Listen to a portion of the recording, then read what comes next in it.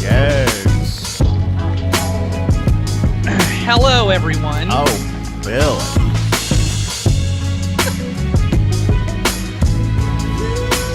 Almost ready. Maybe you should post it in the Discord as well. Can you do it for me? Sure. I'm doing some things. Just put it in the general chat. I'm assuming that's Yeah, something not too spammy. with Discord.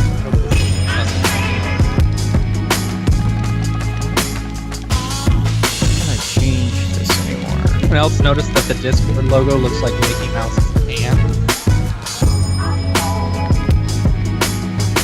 How come I can't share this post as myself anymore? Why you gotta be changing things? Facebook. Whatever. I don't care.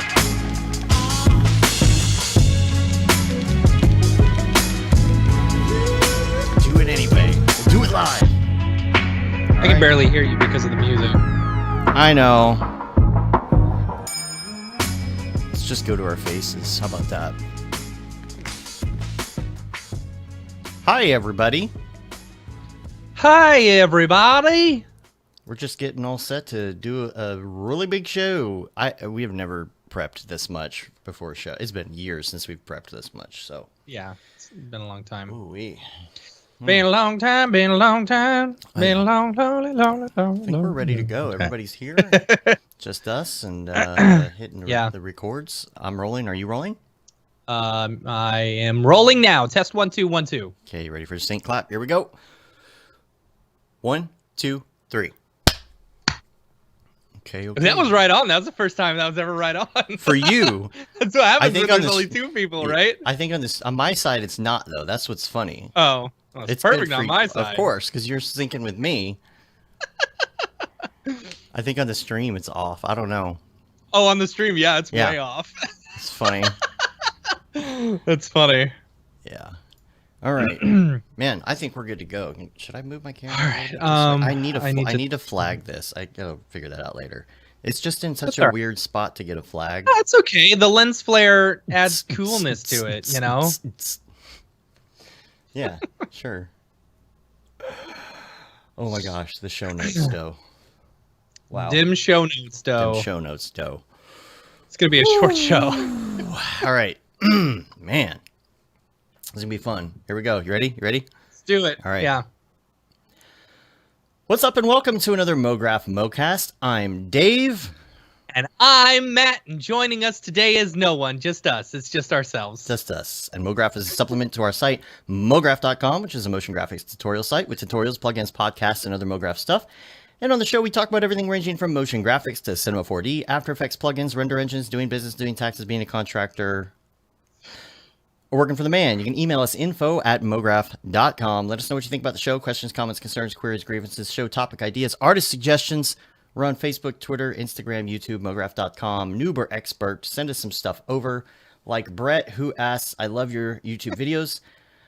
I'm a beginner, and I've definitely been bitten by the motion graphics bug. My question is, do you teach, like over Skype or something? Because it's pretty tough to learn on your own, at least for me. Thanks for your time. Kind of, yeah. I mean, we've done it before, but, like, you'd have to pay our day rate, and I know that sounds, you know... we're expensive. No, I just... It sounds- I mean, I don't, like... we don't have time. We just don't have time. We got so much client work and things going on. We have I'd so love much to client work right now. connect with people and teach more like that. And so I mean, I would love to do more tutorials to get out there in order to teach, and I can't even get to that point, you know. And it's mainly client work for us right now. We feel very fortunate to have a lot of client work, and we're trying to share that client work with some contractor friends of ours and things.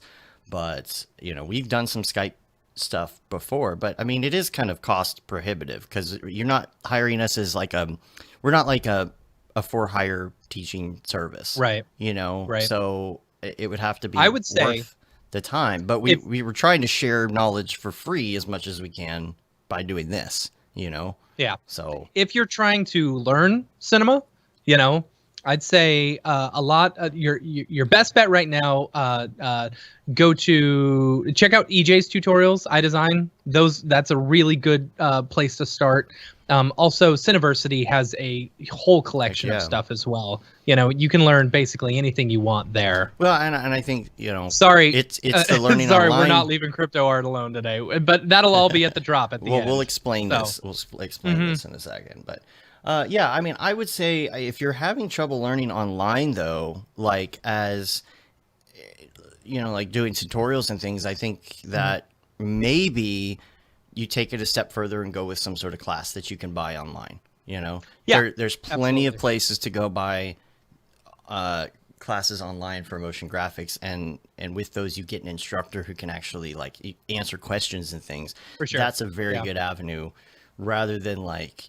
Trying to be a beginner and like sit on Skype with us or something is probably more worth your money to do a class where the instructor can have like a specific outline for you and, kind of do it that way. EJ's got 2 classes on School of Motion. That's a really good one to check out. Yeah. So. Yeah, for sure. And okay, this week, everybody take a deep breath. Yeah, let's take a deep breath. Everybody take a deep breath. Let's get centered. We're going to center. We're going to help you here. I know the anxiety has gone through the roof. I get it. Yes. I know the FOMO is through the roof. We get it, though. The industry has turned completely upside down, like within a week, this week especially. So we get that. Mm-hmm. But what I'm going to say is here's the thing. If you don't, go ahead. Okay. If you don't want to hear about it, there's good news. Okay. We're going to spend the first part of the show not talking about cryptoart, okay? Yeah. And then when we get to that segment, it's really easy. You can just turn it off right there if you don't want to hear about cryptoart. Like I'm being serious. It triggers some people, and I get it. We're going to stop at that part, say we're going to the drop, and if you don't want to hear crypto stuff, that's the best way to do it, right? Yeah. It's okay to like it, and it's okay to not like it. It's whatever your preference is, but let people have their fun. They're excited that their hard work is finally paying off. Absolutely. Here's the thing, and like I think this is a permanent part of Mograph now. I think this is a permanent part of the the 3D motion graphics scene now, and so everyone's hearing a lot about it right now because everyone's jumping in. It'll slow down a little bit, but this is a part of it. And we have to learn to deal with this. We're learning to adapt to this in our industry. Nobody knows how to adapt right now. So we understand, and this is going to become a normal part of being a designer, and it's going to evolve into things that we haven't even imagined yet. Not just in this field. This is really going somewhere. Yep. So the drop is forked now into a separate show if you have like the opposite. If you just want to catch the crypto stuff. Yeah. That is a separate episode. Episode 0 is like the primer episode. It's out already. This one, the second half of the show, we're doing it like this so that the people who listen to the podcast can catch it all, because that's where the majority of the listeners are, but we're also doing that separate deal. And we are going to have a live episode of the drop. That's going to be March 11th at 12 noon Central with EJ and Aryev. Also, possibly, and we're trying to work this out. We might have to shift a day in order to work this out. So we will definitely post on social and let everybody know.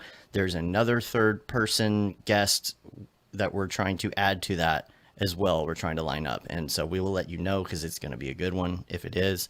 Just not sure if the schedule will line up. So I will say that we're going to talk a little bit about dealing with FOMO, anxiety, and stress of the current situation in the drop segment later on. Mm-hmm. So, who knows, maybe this will help you if you're not liking what's going on right now. And this segment always isn't going to be this long. Like we said before, we're covering Mograph news, and this is literally the biggest news in Mograph. Why would we not be talking about this? It really is. You can't ask CNN not to cover the election because it takes away from other news. This is something that is too big not to cover, and we're not going to make everybody happy. So I'm going to say again, like, because some people didn't listen last week, please don't email me and be upset about it. Like Yeah. this is something that we're covering, and we're trying If our you do, best we'll to give you a separate full it. refund. Yeah, A full refund. we're trying to separate it for people. You know, we can't make everybody happy. We're trying to separate it Yep. for people. So we feel like this is the best way to do this. So let's sit tight, and we'll move on with the show. Crypto talk over. Agreed? Good? Agreed. Okay, until the drop segment. Okay.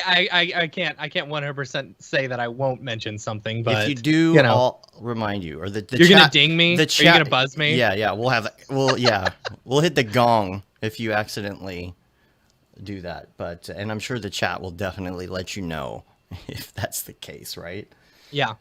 All right. So, just the two of us today. It's been a while. Just I the knew you two were of going to do that. I us. was just literally every time.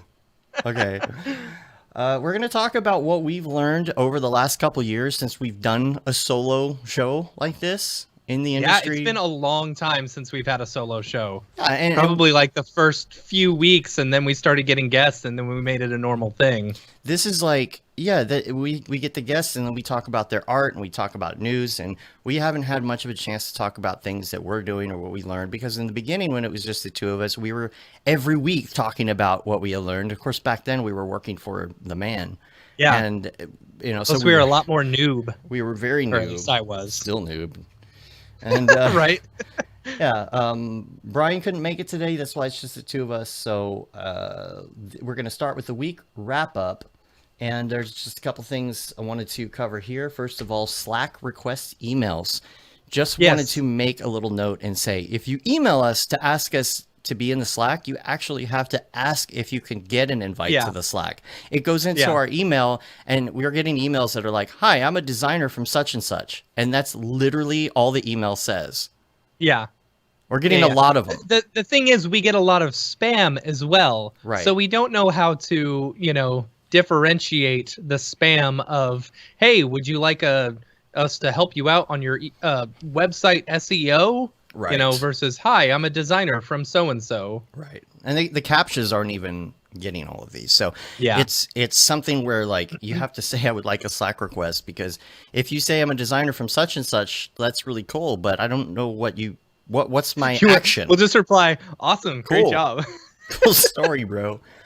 You got to ask us to be in if you want to join the community. So other things on the list: stop being afraid of Houdini. We are in the works for the 18.5 editing. So excited. There's so much. He spent 157 hours working on the new version of this, and the way it's going to work is once it's done being edited, if you are an owner of the current 18 course, we are going to make a brand new updated course in case you need to go back and reference the old one, and we're going to add the existing students to that course moving forward. Well, that's cool. I didn't know we were doing that. That's awesome. Yeah, we weren't sure. What a great deal. Yeah, we weren't sure how that was going to work. That's the thing. We didn't know how easy it would be to do this migration. So we'll make sure everybody's aware of that and they get the new links and emails. Of course, Winbush's course has the JAMA Pack update on it now. So make sure that you check that out. Also, I wanted to talk about Brandon Clements and what he has been developing. So exciting. Man. This looks so good. So I know he's Glass Hand Studios, but if you just look at his personal Instagram, I think it is, unless he renamed it, I don't know. He's got renders on his personal one now, but he's been working on quite a few real-time renders for the course, and he's posted them on Instagram as kind of a preview. And I'll just see if I can bring one up here. Man, this looks like something you would see in Redshift or Octane. Yeah, like it's insane how good it looks. It's the fact that this is real time. He was stepping me through this the other day and showing me the scene, and just like, this is what the scene looks like. He's just rotating around, moving, doing all the things, and it looks exactly like this. And this, I don't know, took 30 seconds to render the entire piece. So it's amazing. He's also posted some things on his Insta, including like what this actually looks like if you're going through the timeline. Is that the sequencer? Unreal, it's the sequencer. Yeah. Neat. Showing off it's the fact that it's like an NLE. He's showing off keyframing. Yeah. He's got this titler that he's working on. I don't know if it's pretty small to see here, but he's changing the title to say Brandon Clements on it. And then he's changing these other keyframes to write different people's names, and then you can select a title and whatnot. Oh, I wish I could fast forward through this, cool. but it's like you can do templating like that when you're in Unreal, and then just rewind it back, play it again, render it out, do whatever. So you can see here that now he's changed the names. He's just typed in the titler. So yeah, pretty fun there. And that's rad. Yeah, that's super rad. Also, make sure that you check out our site on the news section. There's an article on Jan Sladeko. He's got a new, this is kind of an old video, not old, but it was last year, but finally got to do a write-up on it. It was a really great animation, lots of character stuff, and he's managing a lot of people now on the team, and he kind of talks about that, and we're going to try and have him on the show here. We've been working to try and get a date worked out for that. And also wanted to mention that the 3D Motion Show is coming back. This is the first one of the year, Wednesday, March 17th. So make sure that you're ready to hang out on the interwebs on that day. There's going to be some great presenters coming up this year. And I don't think they have them all lined up and scheduled yet, but... Yeah, I was going to say, we don't know who March 17th is, do we? Yes, we do. We do. Yeah, that's on there. Who's coming up first? I don't know. I saw. Let's see if I can find. Okay. I think Wednesday, March 17th, we've got Jonas Piltz. Yeah. Ellie Wade, Noseman, and Daniel Hashimoto. Yeah. Okay. So that'll be good. That'll be cool. Love to have Daniel on the show as well. We've been talking to him as well about being on the show. So that covers the week wrap up for the most part. Let's go to Ravcock. What's your flavor? What's your flavor? So let's talk about Render a little bit. Render, You've been working with it a lot, huh? Yeah. So I was working on a project for myself, which I may be selling somewhere, and so I needed to render it out. And for some reason, I don't know why, but for some reason, when I hooked up all my computers and stuff, I think I had some VDBs or a volume or something like that, and I was getting just one square in the middle of my render that looked slightly different than the entire render. I think I need to go through and make sure that all my my nodes are like on the same whatchamacallit, NVIDIA stuff, the drivers, But I was having problems with it, so I was like, okay, this is going to take me forever to render on one thing.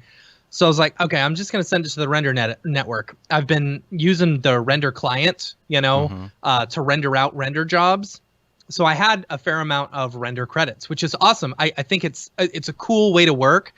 You set your computer up on the render client and just let it go. I've rendered, let's see, almost 1,300 frames in like 2 or 3 weeks. And I've made like $90 in render credits, which is awesome, And that's just one computer. Once they get the 30 series ones, I'm going to let it sit on all my computers. So I was like, all right, I'm just going to go ahead and send this to the render network. I exported it out as an Orbix. I uploaded it to render, and then I set it to go. And I don't know what they've done lately in order to increase productivity or whatever. The last time I used it, I was like, it took so long, maybe I could just render this on my own. But this time, when I sent this, basically there were 75 nodes available, like 75 individual people allowing their computers to be run. And I was able to render basically 75 frames in 5 minutes or so. Nice. It was crazy. It was so cool being able to see 75, nodes all going at once.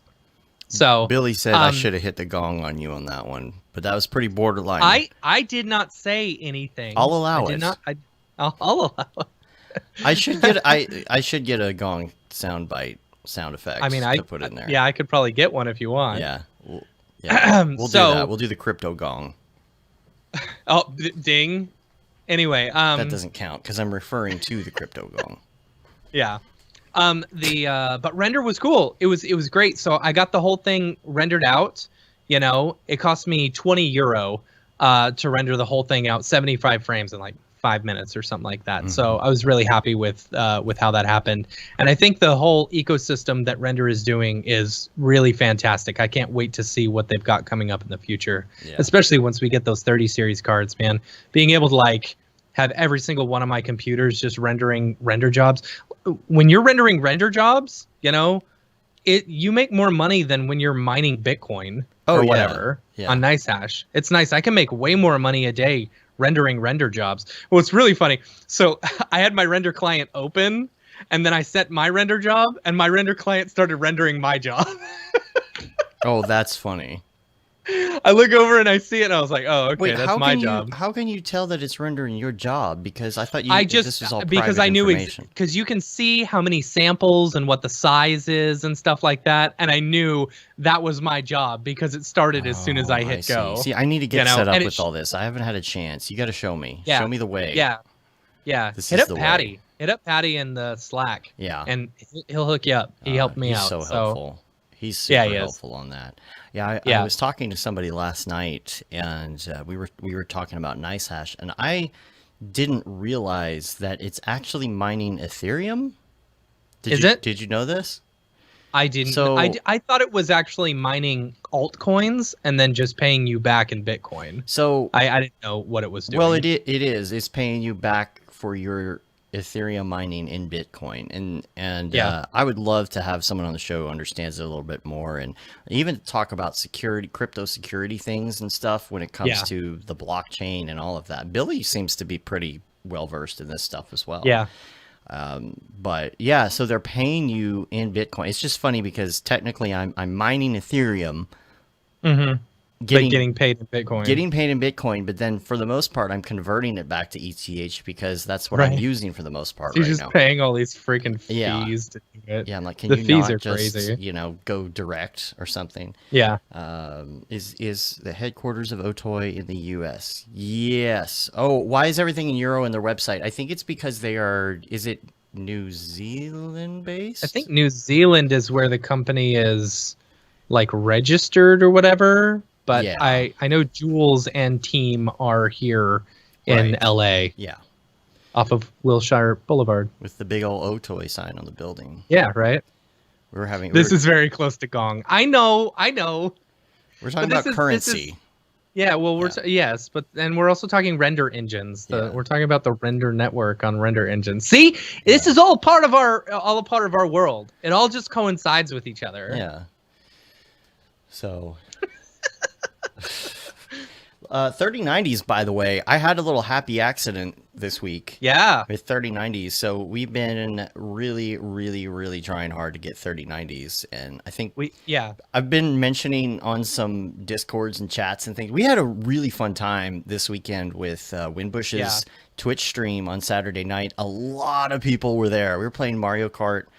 At one point, we had like 13 people playing Mario Kart, all having just a great time on there. And so we were chatting a bit, and I think I pissed some people off because I told them how many 3090s we've bought so far. Yeah. Which I believe is 9, correct? It's 9 It's now. 9. Yeah. Number, we're up to 9. Yeah, number 9 comes for me on Tuesday, and then we need one more. We're gonna have it. We need one more, We're gonna and have then 10 we're done. till everybody's like, "Oh my god, that's why I can't get one." But well, I mean, we're not doing anything different than just because we're at home studio versus like an actual studio, we're doing the exact same thing.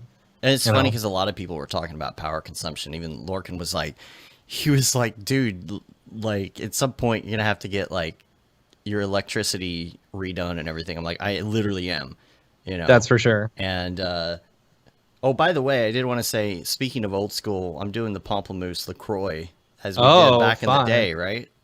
Right. Okay, so with the 3090s, though, the happy accident was that when we were trying to get them last time, and I didn't get one, it was doing this weird error thing where it said they were available, but then I would go back and forth. It's like, we can't ship it to you, but you could pick up in store. And I'm like, okay, pick up in store. We don't have it, but we could ship it to you. And I'm like, okay, well, ship it to me. Well, we can't do that either. And I'm like, I give up.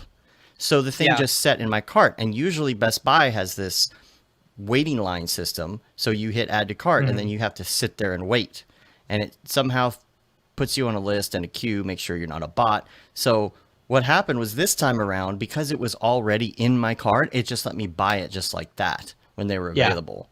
And we use that app. We've talked about this before, Hot Stock app. So a lot of people were asking about that.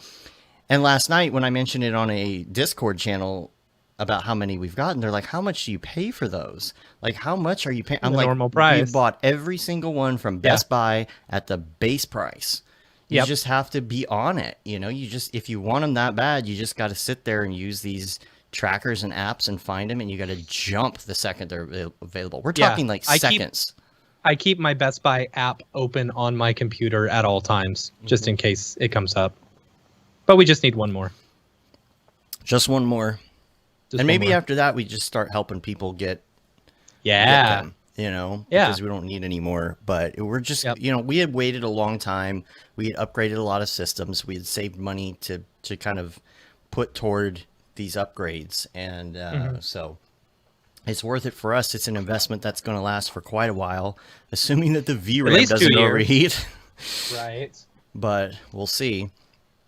And yes, anything else on that? No, that's about it. So let's get to some topics here, and we're going to actually go to some software news to begin with.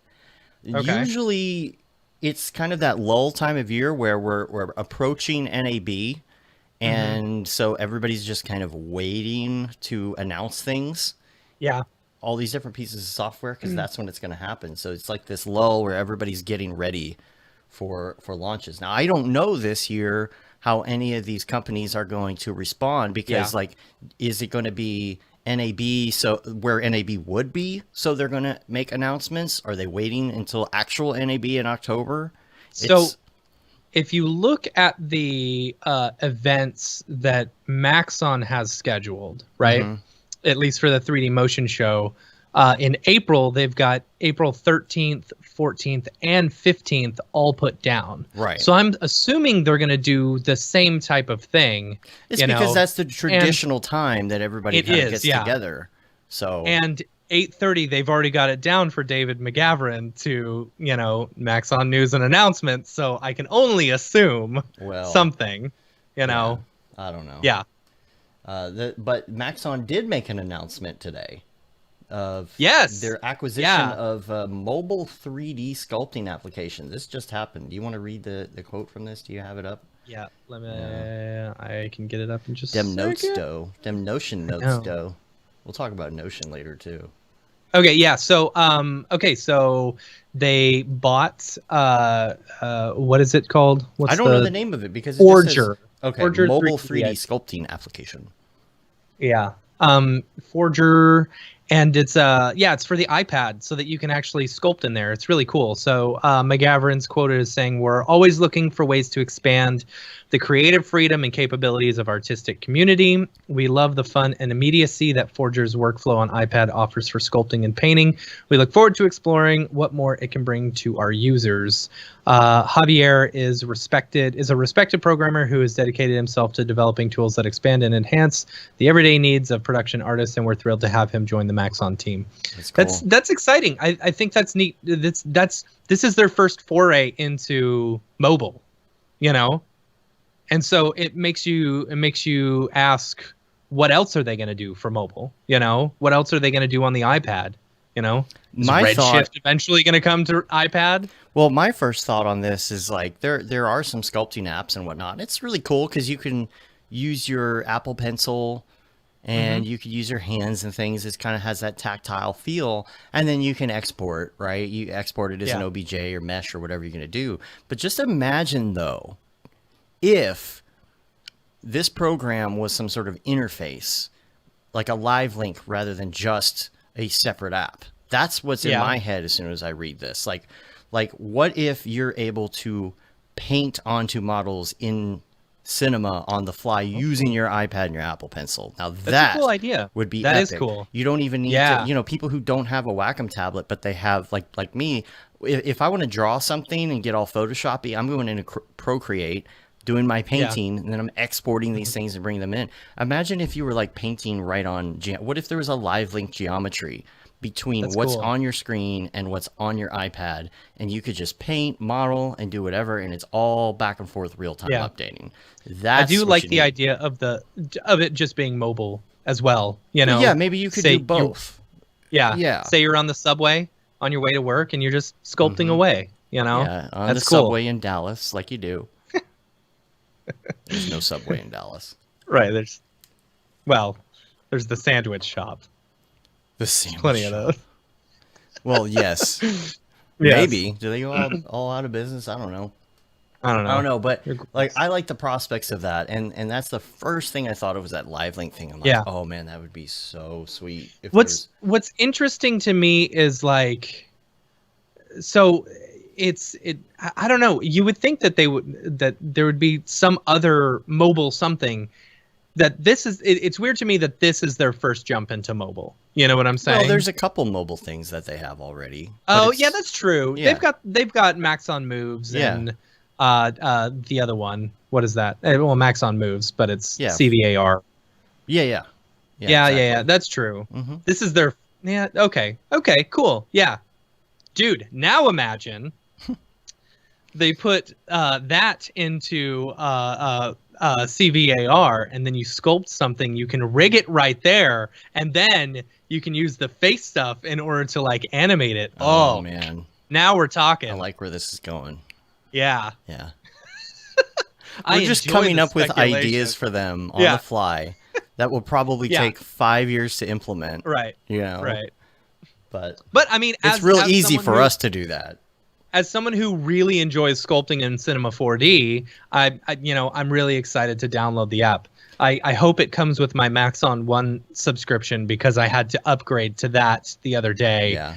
Because I had to find. Oh gosh. Okay, let's talk about this. All right. All right. So there was a plugin that Dave used for one of our projects from Red Giant. Yeah. Right. This was weird. Yeah. So it was like a corner pinning like plugin, and so and the only reason I used it is because it was the only one that would corner pin the way that I wanted it to corner pin. Right. We're doing a virtual set for somebody, and the floor has to be skewed a crazy stupid way to make it work, and it works very well. However, the only plugin that would skew it correctly was the Red Giant plugin. Right. So I had Universe, which I always forget that Universe is not everything. It's just the Premiere and After Effects like plugins or like the whatever. Yeah. So I was like, all right, let me upgrade to Maxon 1. I upgraded to Maxon 1. Come to find out it's too old of a plugin and it wasn't included in Maxon 1. So I'm like, oh geez, what am I gonna do? So I'm sorry. I went to look to see if I could torrent it so that I could use it. Oh, that wasn't available. You know, that's terrible.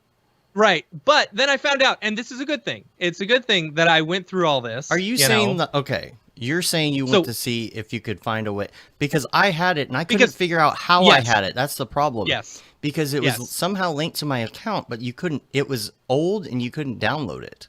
Right. Well, here's the thing. So apparently Red Giant has some old downloaders. You can actually download their old plugins, and if you've got a serial for it, then it will work. So luckily, I was able to find that. And then I remembered that Red Giant gave away all their stuff at the Media Motion Ball a few years ago, and I had a serial for that, so I was able to actually finally get it working. But it took me 2 hours of research and finding and like Google searching and. But that was the problem too. Is that like during the snowstorm, I didn't even have access to open the project files. Right. And figure out how to. Figure out what plugin it was and why it wasn't working for you. I was like, why wouldn't it be working for you? Because you have all this stuff installed now on your Maxon 1 account. Yeah. So, I don't know, like, that kind of sucked.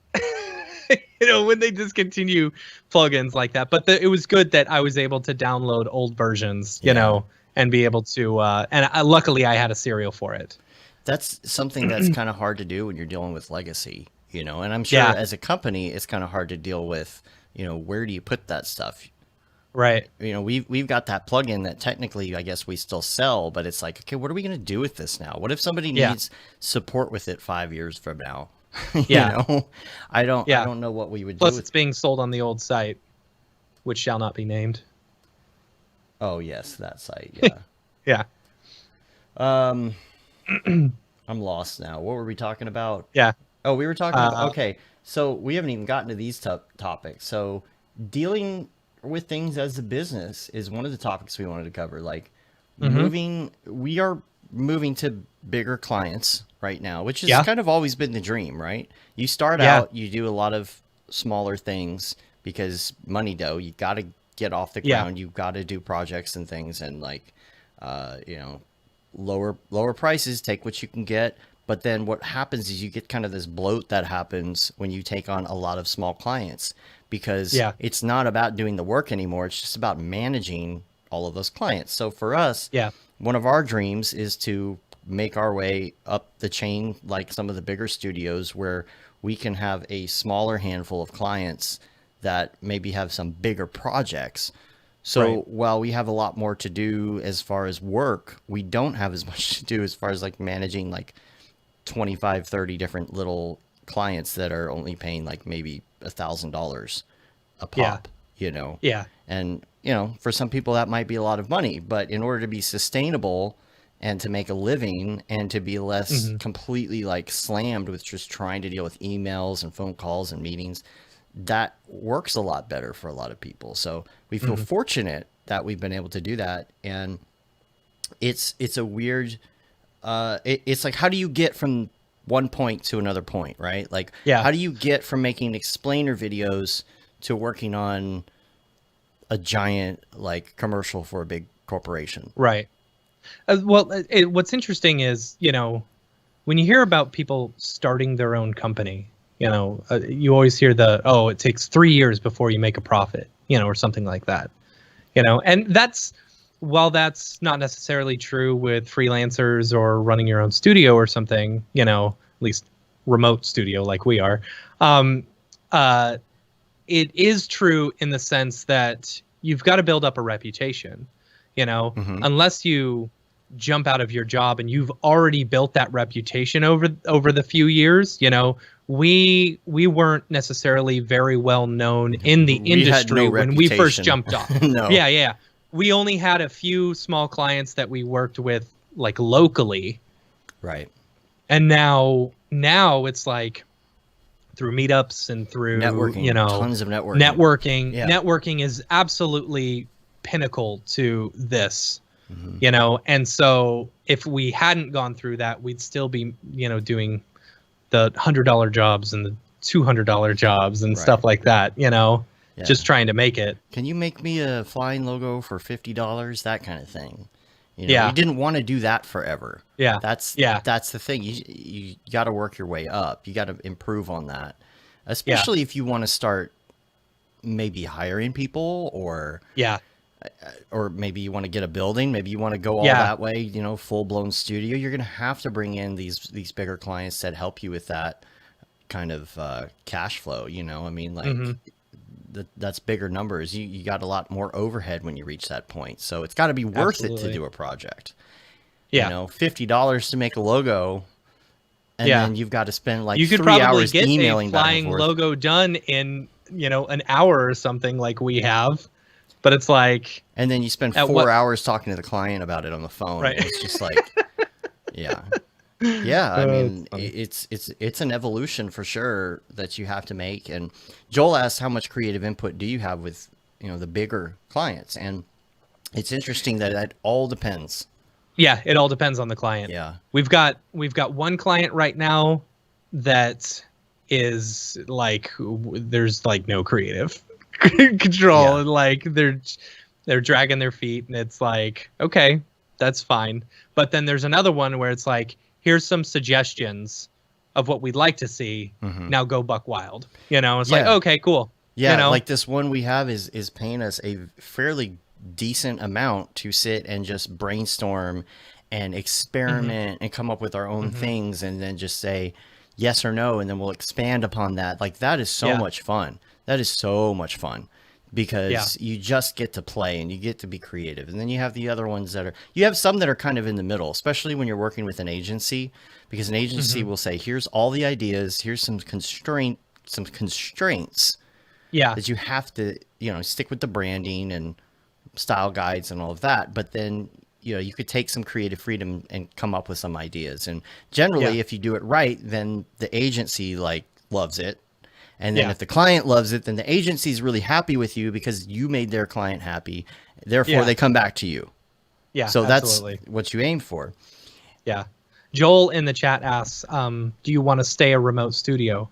And this brings up a really interesting point that Dave and I were talking about just earlier before the show, is that, well, one, yes, I love being at home. Like, I love working from home, like being able to just pick up my kid at 3:00 when he gets out of school and just chill, or be able to walk up to my office and just start working at any point in time is great. But having my own office to where I can shut the door and leave it, to where I don't even have to think about it. No drive. You leave it's your fantastic, office? But well, I do. I don't. I have 2 kids. I'll go over to this room over here and go to bed. And Right. I feel like that's about all back and forth.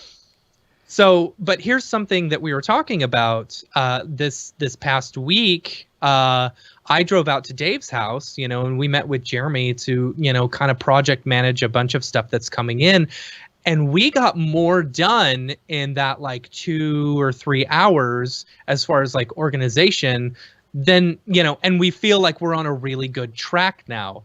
But so it's well, yes, being remote and being over Skype and stuff, there's so many distractions when you're at home. Right. And especially when you're also doing Mograph as well. So you're trying to keep up with all of those things. Right. I'm not going to pull a gong here. It's interesting. So. While working remotely and working at home is fantastic, sometimes you just need that, you need a meeting. As stupid as that sounds, so you need a physical, refreshing. It was so refreshing. We just sat down and we all had our computers and it was just man. It could also be the fact that we're just starved for, conversation, one-on-one conversation and stuff, but it was good. Yeah. But we got to sit and drink some coffee, sit at change the scene, go downstairs to the table instead of the office, and it's just so nice. It was just so nice. Then get lunch and whatever. And our thing right now, it's an interesting deal. I mean, it's a great problem to have, but we have a lot of videos in the pipe, and it's very odd because of budgeting. We talked about this a while back. Because of budgeting, a lot of clients are paying in full ahead of time right now, especially stuff from last year. And so it's weird. We have people who've paid us and are just dragging. Yeah. And the fear, though, and it's great that they paid ahead of time. It's awesome. But the fear is, since they're all on hold, are they all going to come back at the same time and say, okay, we're ready to go? At the same time. So coming up with a game plan for that and being ready for that and pulling in contractors or whatever is great. We've got 19 videos in the pipe right now, and only one of them is moving as of this week.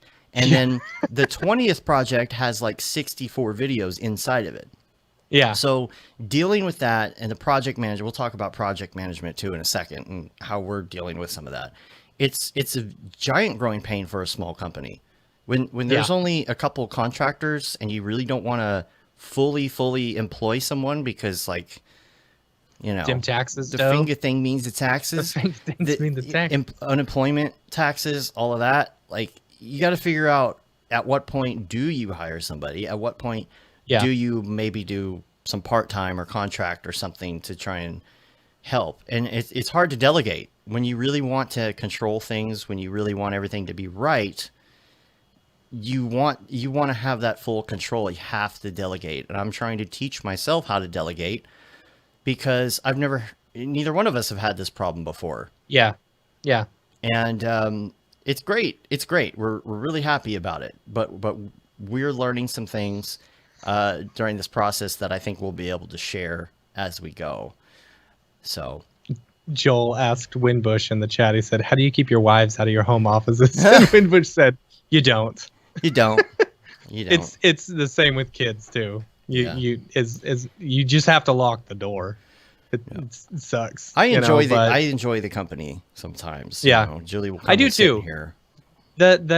Amy was laying on the couch listening to her, sexy vampire novels, while I was working on, my personal stuff. Yeah. And it was cool just having her hang out. It was nice. Yeah, sometimes that's fun, especially if you're in a place where it's not too distracting to turn on the TV or something. You can turn on the TV and both at least hang out in the same room, and it's nice. Now what you deal with having the entire family in your office, I would lose my mind. I don't know how you do it. I do. Like honestly, like this weekend was hard. Kids are hard. Kids are really hard. Not what you said a year ago. Well, no. Sorry. You know what? My toddler, my 1-year-old, he's way easier than my 7-year-old. My 7-year-old is hard, because he's at an age now, and I had this growing up too, where it's like he's at an age where he wants to be more independent, but he's still too young to do that stuff. You know what I'm saying? Yeah. Yeah. Like I was always where it was like I always felt older than I was. When I was 17 years old, I moved out of my parents' house. I went and got my own apartment. I was out there the second I could, because I wanted that independence. And he's very much like me. And he also has my attitude, which is just awful. So me and him, we just get into it. We're just yelling back and forth because we're basically the same person. And your parents are laughing because you're finally getting justice, right? I guess. Yeah. I don't know. Because when you were younger, they're probably like, when you grow up, I hope you have a kid just like you. Yeah. Right? Yeah. And I do. I definitely do. See, the youngest one, he's easy right now. You just feed him and he's happy. Right. Like that's all he cares. He just likes to eat. Put on yoga. And I'm all right with that. Yeah. But the other, my oldest, it's like he doesn't, and especially in the COVID world right now, he doesn't have friends that he can play with. He doesn't have a sibling that's about his age, so it's like, hey, will you play Pokemon with me? Hey, can we play hide and seek? Hey, can we do this? And then yesterday he said, hey, will you hook up the Wii? So I hooked up the Wii in his bedroom. And I said, all right, I hooked this up. Now I don't want you to ask me to come play with you. I've got stuff I need to do. I got to clean the house, And so I feel so bad, like not being able to play, when I'm asked to play a video game or something. You're right. Yes. And I do. There are times where I'm like, I hate that I have to get this work done. Yeah. Or I have to clean up the mess that you just made so that you can, make a mess again. Yeah. But it's like, then 10 minutes later, he's like, I don't know what I'm doing. Blah, blah, blah. He'll bug me for 3 hours about hooking up the Wii. I hook up the Wii and he plays it for 10 minutes. Right. And I'm like, why? Yeah. My daughter wanted to play VR but she wanted to play a Steam VR game specifically that she bought with her own money. Yeah, so you got to hook all that stuff up. Right, on her computer with the wired VR. And of course, there's no room in the room for her to play it. So all of that, and we get it going. And she's like, I want you to play.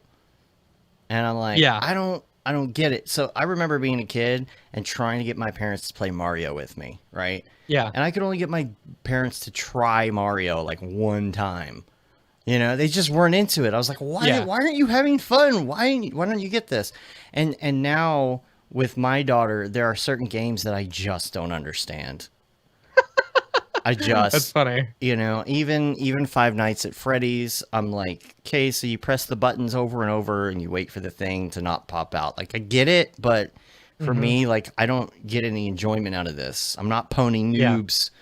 See, my kid has asked me to play like Street Fighter, and I will happily do that. That's yes, absolutely. It's like if and like some Mario games and stuff like that. Mario Kart will occasionally play, but I don't know. It's hard to juggle your time, especially when you work at home. That's why being able to meet up and get out of the house and stuff like that. It was really nice. It was really nice to have that meeting. Yeah. I don't know how. And you see a lot of companies talk about how they're like, especially the Silicon Valley ones, where they're like, we're just going to let everyone work remote now if they want, I don't know how that's going to work. I don't know how successful that will make people, because I don't know. I just feel like some of those people will care. I don't know. They'll stop caring so much about their job because they've got the commute or what. I don't know. It's been so long since I've had a commute, which is fantastic. It is fantastic. The other thing I want to talk about too is making sure that you are keeping your clients in check when it comes to going out of scope, because we've had that problem before back in the day, and I think we've done I think we've done a really good job of honing it in though, right? Yeah. Like we especially with the contract. That's why it's so important to have a contract. Oh, for sure. Joey Camacho just showed up. What's up? Hey, Joey. Man, a lot of people here today. I think I know what they're wanting to hear, but we'll wait. Yeah. We'll wait until later. So, and right when I say that, the 100 messages thing comes up. So, when it comes to reining clients in, the hardest thing to do is to even mention that something's going out of scope, right? Yeah. And 9 times out of 10, they're totally understanding about it. You got to get over that fear. I think some people get really weird about going back to the client and saying, look, this is not what we talked about. You know what I mean? Like it's most of the time they're understanding. And we mentioned it to a client the other day. We didn't say they were out of scope, but we were saying this is what we need to do to make sure we don't get out of scope. And she was like, totally understand. I'm totally the same way. In fact, she said, I'm probably, what did she say? The worst client or something like that. It was really funny. It was really funny. Yeah. It's great because this client gets it. This client gets, you know, the whole process and everything, and what it means to have a client and trying to keep the scope in a certain place. So she's like, I'm also the worst at doing it. So it's not that big of a deal if something is going a little bit out of scope to say, look, here's the deal. This is what we talked about. This is actually going to take. Now, don't say more money. Yeah. Never say more money. Never say money. Always say time. Always. Yeah. Because time equals money. Right. But it has a prettier sound to it. It makes sense to your client without making it sound like you're all about money. You're talking about, this is how much time, this is going to take extra time. I think this is going to take us 4 extra days to accomplish. Are you okay with that? Because when you say that, they know what you mean. Yeah. For sure. Yeah. So I feel like probably sometime they'll say, well, how much is that going to cost me? Then you get into it. But still. Right. Exactly. And then like, okay. Or you know what? Maybe it's not as important to them as they originally thought before money dough. Yeah. Yeah. Like, oh, you know what? You're right. Okay. I'm sorry. So that's fine. Don't worry about it. Or maybe you'll make more money. So it doesn't hurt. I don't think anybody gets their feelings hurt over that or gets upset. If your client's getting upset about that, then maybe that's a red flag. Yeah. Yeah. And there was something. Did Phil posted something. I think it was Phil. What was the thing about like a $5,000 client versus a $50,000? I think it was Ariev. It was a $500 client, and they're saying, we're really happy that you're accepting this. Please keep this in mind as you're creating this, and think about the brand and blah blah blah blah blah blah. And it goes on about and then $50,000 client. All right, the money's sent. Yeah. Like, that's it. And that's what we've been fortunate to get lately. Like I'm telling you, like right before COVID hit and the economy was being weird and stuff last year, we were in a bad place. We were. And it's done a complete flip. I really thought I had this real big fear that we were going to shut down last year. Yeah. Or that we were going to have to take some government funds or some loans or something like that. But last year was our most successful year ever up until this year. Yeah. And again, it's not, I don't want to be braggadocious about it. We feel like fortunate, and we feel like how did this happen? Yeah. And I really think it's just because we kept going. Like there's so many times that it didn't work out. And so many times we thought networking and so many times 100%, because some of the biggest projects that we've got both that last year and this year were all from networking. And surprisingly, it was networking on LinkedIn. But you know that feeling, though, when you get a good lead on a job, right? And it's a big one, and it's a big budget. Yeah. And you're like, oh, my gosh, this is incredible. And then, like, something happens, and it falls through. That feeling. Yeah. And then it happens a couple more times, and you're like, man, Like I almost got the whale. I almost got the whale. I almost got the Yeah. whale, and it never Yeah, yeah, yeah. happens. And all of a sudden, finally, you get one. You just feel Yeah. like, okay, it's really hard because you feel like when you get so many of those that fall through, you spend all that time trying to line up the quote, put all the Yeah. line items in. You spend Yep. like an hour or two really Hours. getting it all, So that's it could be discouraging for sure. Yeah. Yeah. But if you just keep doing that, that's why I feel fortunate, because I feel like we had 100 letdowns before we had one that actually hit. Absolutely. So Joel in the chat asks, with no live event, how are you networking now? The biggest way to network now is honestly through the Slack channels and through the Discords and stuff like that. Yeah. It's really the only way. And what we tell clients whenever and this is the great thing about the Slack channel and stuff. Yeah, virtual networking.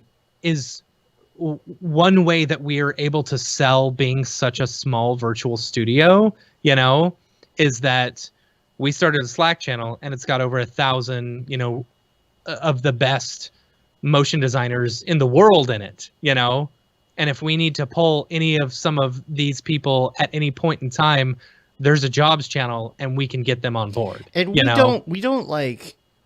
we don't fake our capabilities to any of our clients. We don't say, we don't pretend that we're some gigantic company with 100 people working there. So sometimes they're like, you think you can make this happen in this short amount of time?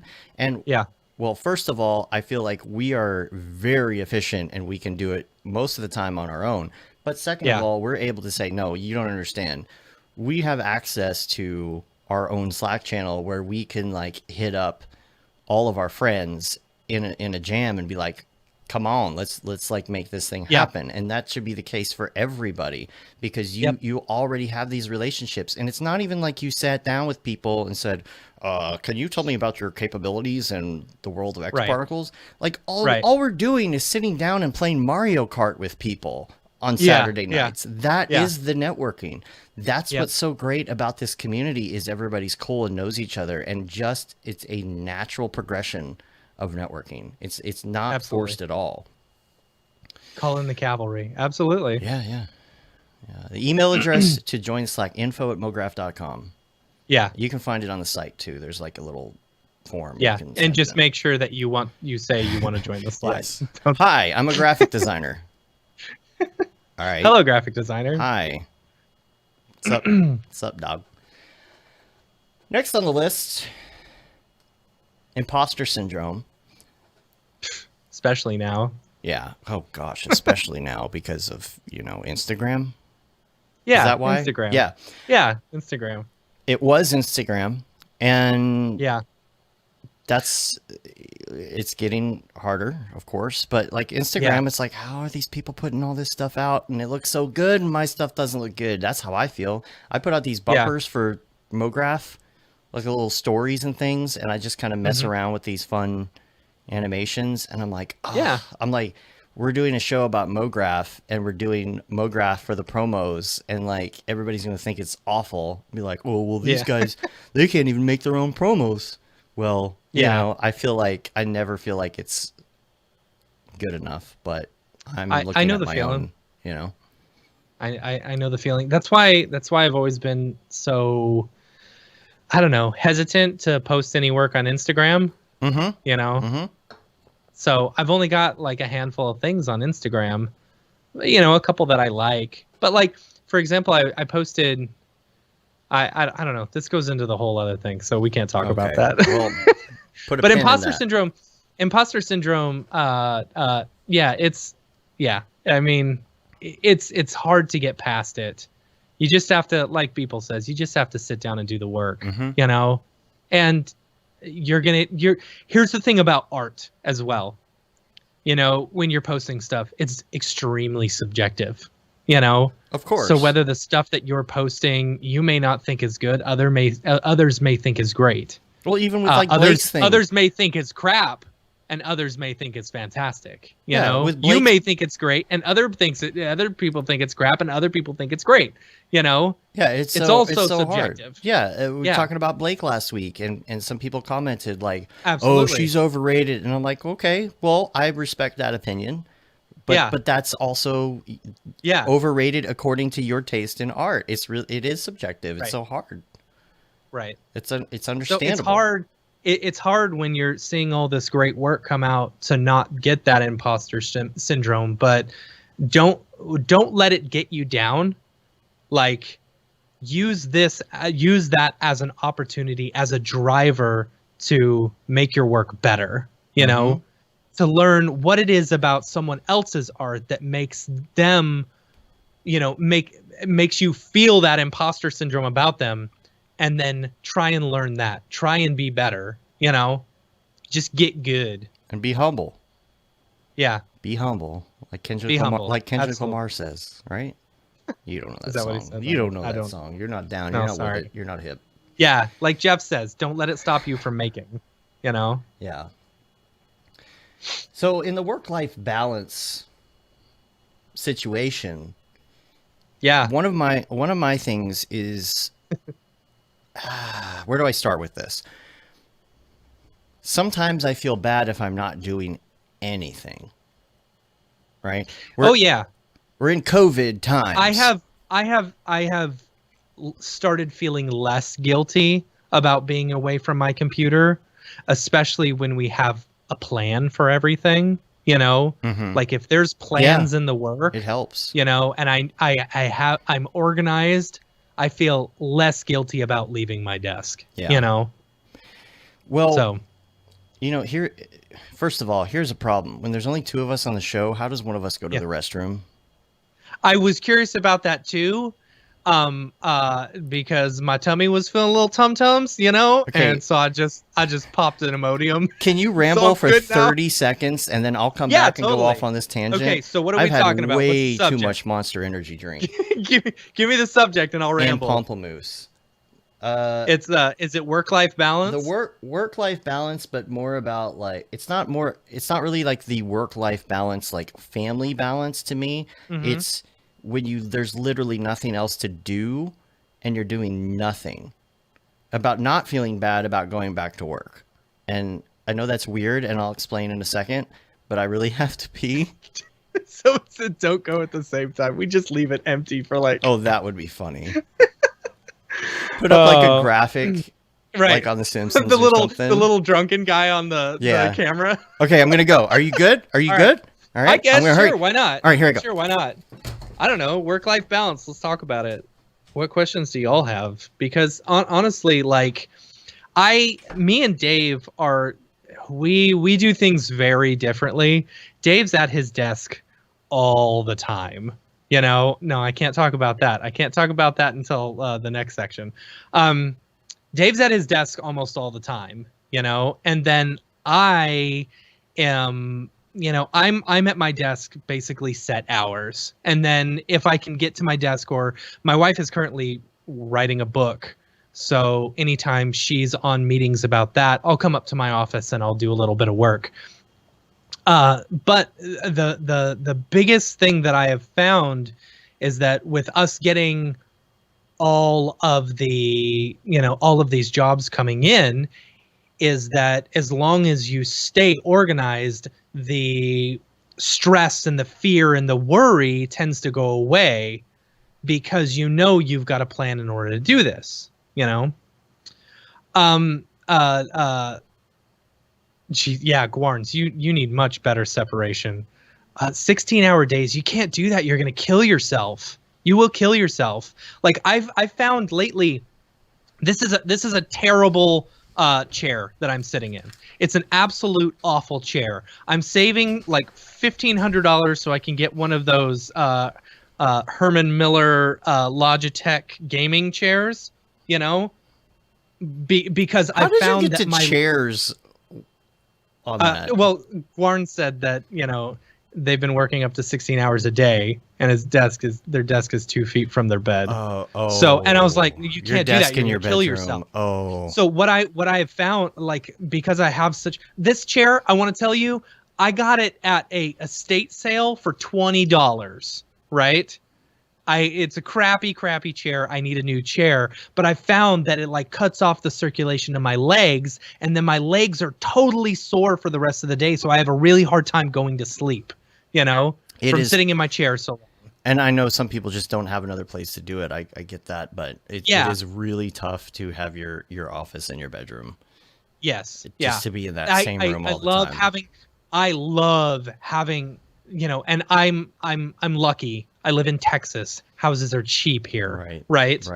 I have a 5-bedroom house. Upstairs, tucked away, is my office to where when I shut it, no one thinks about it. Right. Yeah. So man, Texas is a place to buy so much space.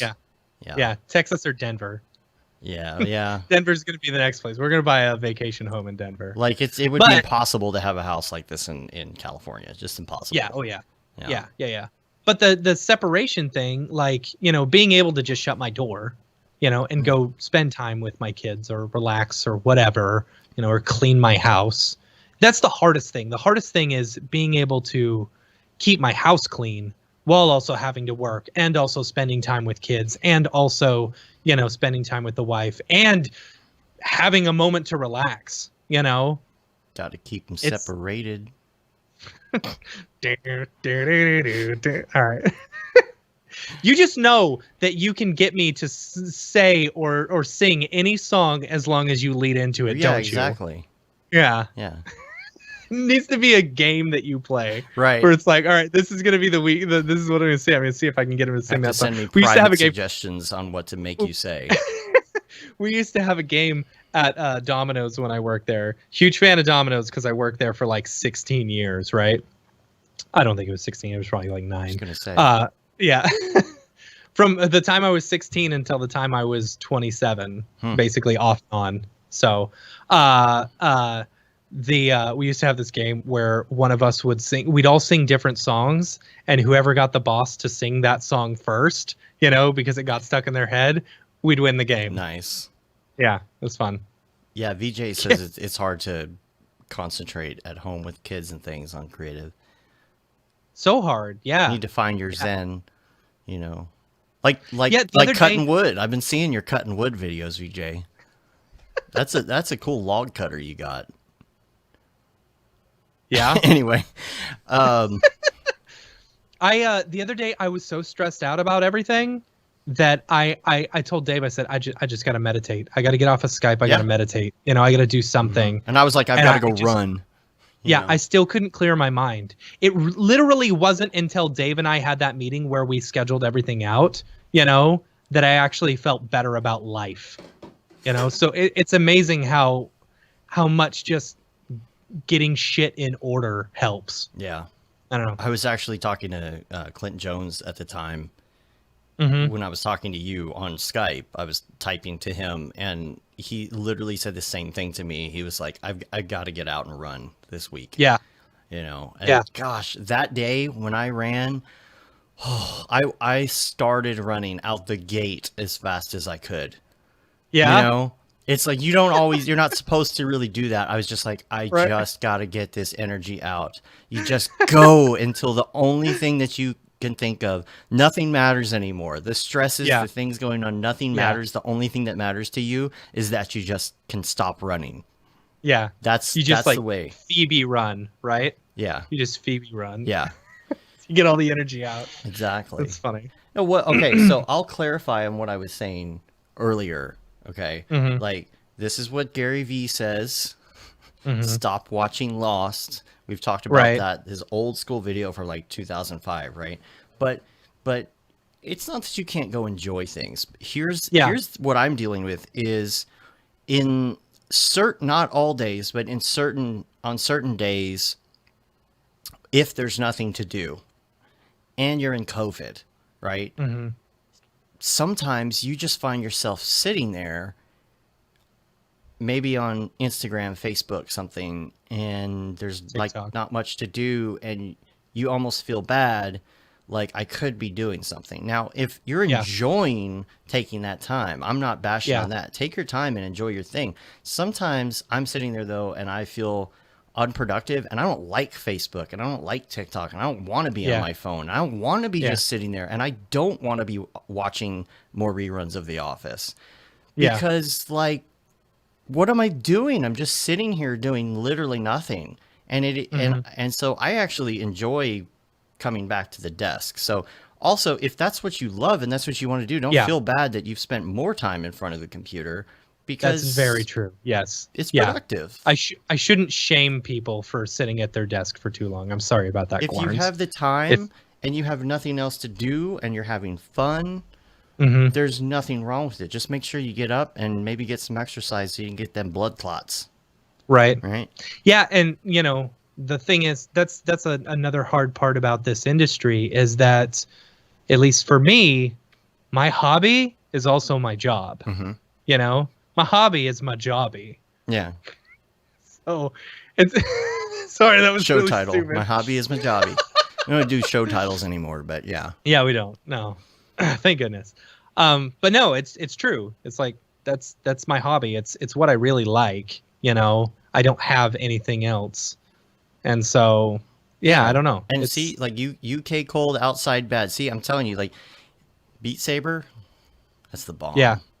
Yeah. If you can't get outside, some Beat Saber, maybe that's a good way. Yeah. I don't know. Or you got a rower, right? I do have a Some sort of rower. indoor. Yes. Yeah. What I want to know is, how do you get the motivation to work out? Because right now, always my motivation for working out was always NAB and always SIGGRAPH, right? About this time, I'd be about 10 pounds lighter, or maybe even 15, get that last 5 before NAB, All right, here's Because my I always motivations. Here's my list of motivations for working out. Number 1, not being fat. Right. Of course, right? That's my number 1 Right. motivation, lose some weight. And number 2, family, of course. Like I would love Yeah. to see grandchildren someday. Mhm. I know that's way off in the future, but I always think of it like this. Imagine you're 65, okay? Mhm. When And I'm 65. see, I don't even think it was 65. I don't know 64. what they- But yeah, 64, imagine I'm whatever it is. 64. See, I did it on Right. purpose. And imagine that you have a kid and that kid is grown up and that kid is on the verge of having a kid of their own. You're about to be a grandparent. However, you have some heart attack and you die in the first year of that child's life. Right. And you think, if only I would have taken care of myself for 65 years, maybe I Yeah. could have seen more of this kid's life. Okay. Yeah. I know that's kind of like morbid to think about. It's very morbid, However, yes, but- when you get to that point, there's no turning back at that point. You Right. can't go back and fix it. There are Right. some irreversible things that happen to you when you get that old. You cannot go back and do running in your 40s when you're Right. 65. Yeah. Right. Yeah. I mean, I Yeah. feel like there's, years behind me that have already caused damage. Yeah. So Same here. Like, I wish I would have taken better care of my teeth. Mhm. I've spent so much money like getting my teeth fixed and stuff like that. And I told my kid, I told him the exact same thing. I said, because he had to have a cavity filled the other day. I took him to the dentist. They put him on gas. Oh man, it was so funny, dude. That kid was hilarious. He asked me if I could take his his books off. I was like, "What are your books?" He goes, "Oh, my shoes. Sorry, I meant shoes." the wire's getting crossed up there. Yeah, the problem was that like it was a baby tooth that he had the cavity, and so like I told him, I said, "This is your chance. It was just a baby tooth. It'll come out. You got to take good care of your teeth." But the problem was he had such a good time on the nitrous that he's like, "I want to have more cavities." Oh gosh. I was like, That's "Great, funny. I'm raising a drug addict." So awesome. I did want to circle back and tell you some of the other reasons. Like, honestly, like when I told you I had to run the other day, like that feeling I didn't have when I started running. because the more you do it, the more you realize that when you don't do it, you don't get those endorphins, right? I like to step out. I feel like it's such a stress burner to run. And every time I bring it up, you're like, well, I don't like running. I'm like, I've never have. right. I quit don't football either. in 6th grade because I hated running. Yeah, I don't like running either.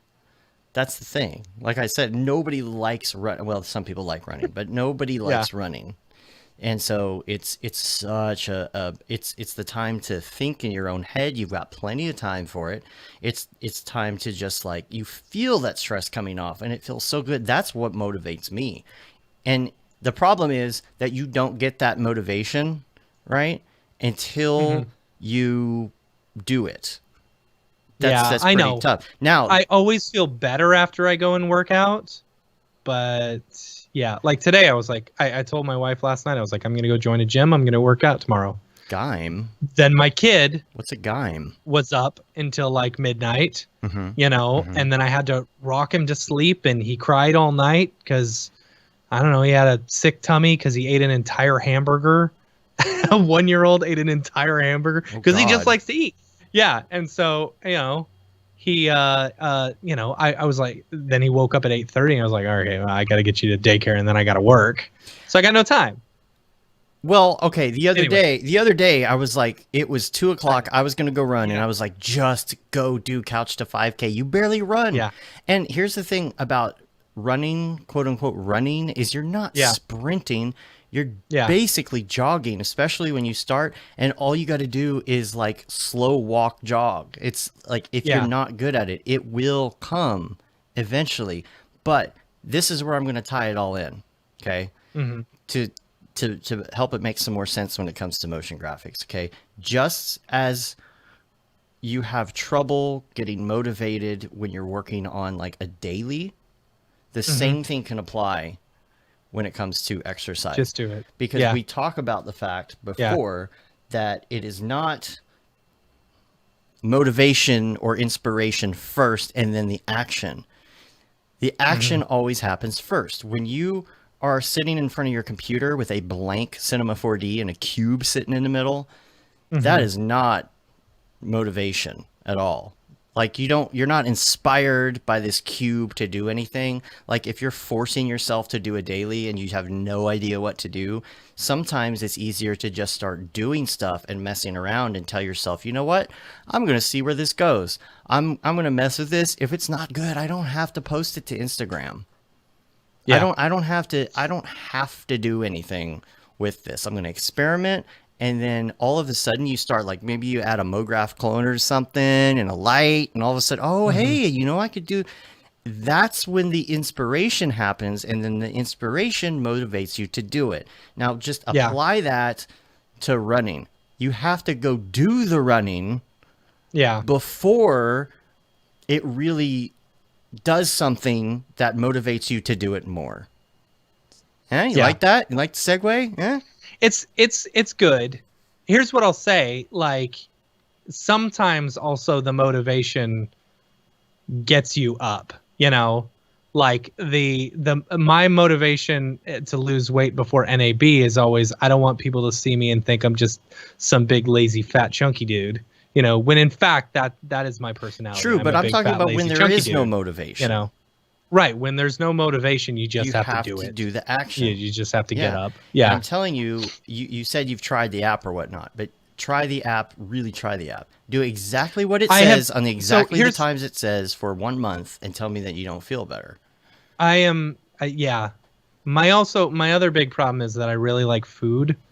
Like, food is delicious to me. Like, I love food, and when I was a vegetarian for like 12 years, and it was a lot easier to be skinnier then because I was also poor too. I lived a big part of my life, when I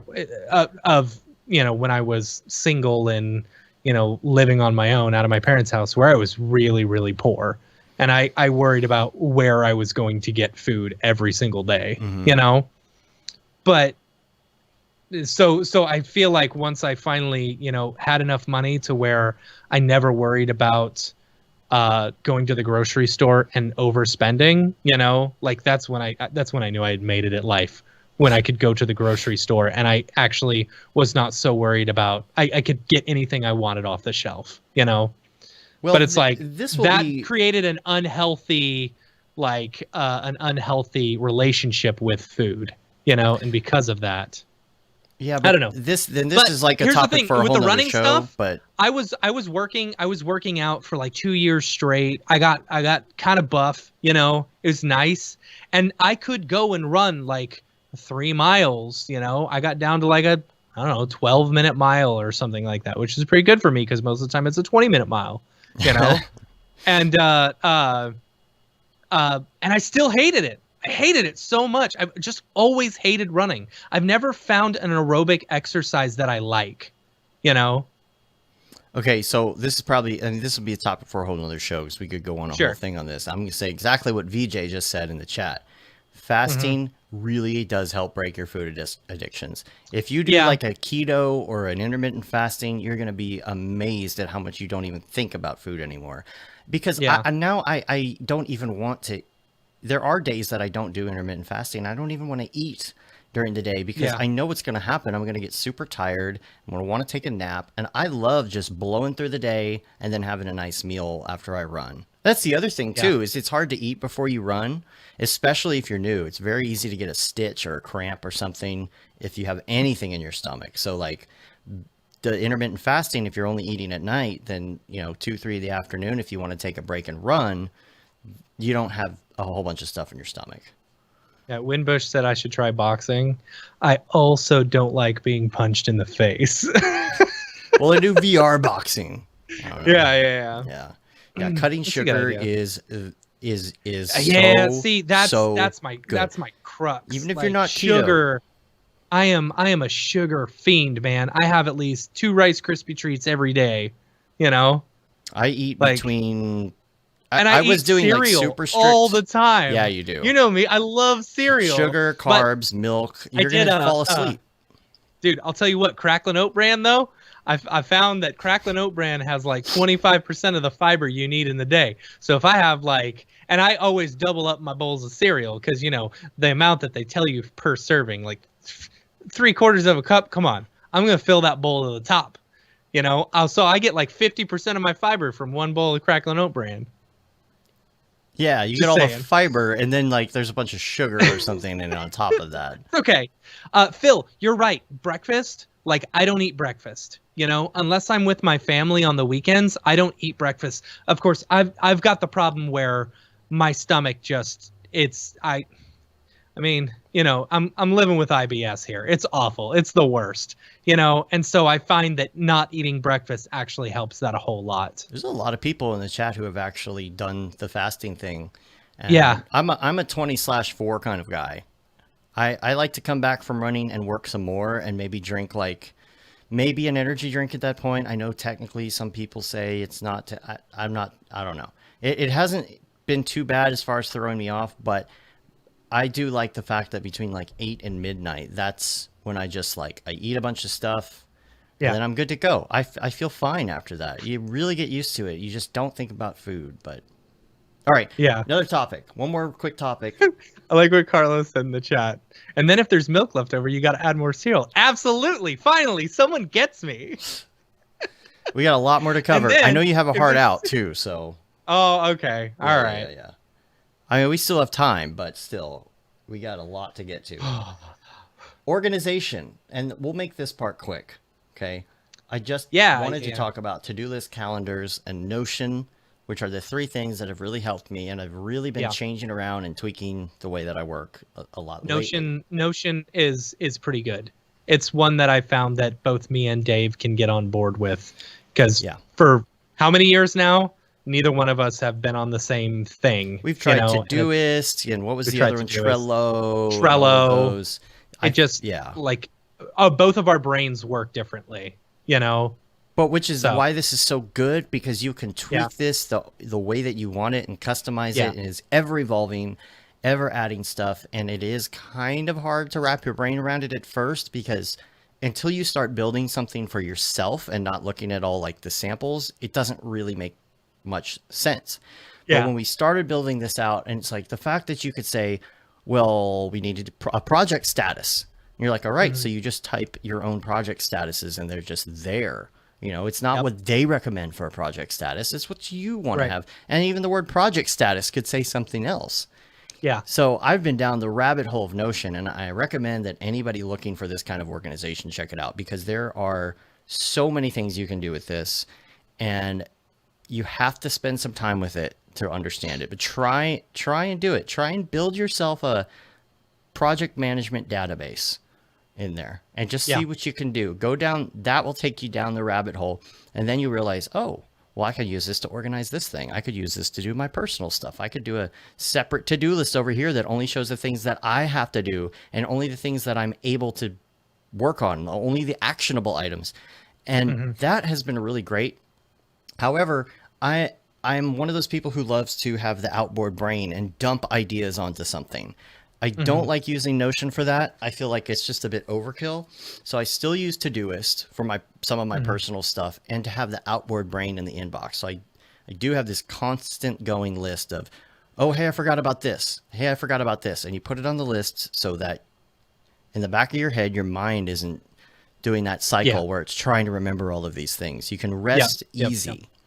And Yep. then, so that's Todoist and Notion, and then calendars on top of that. When do you use a to-do as opposed to a calendar?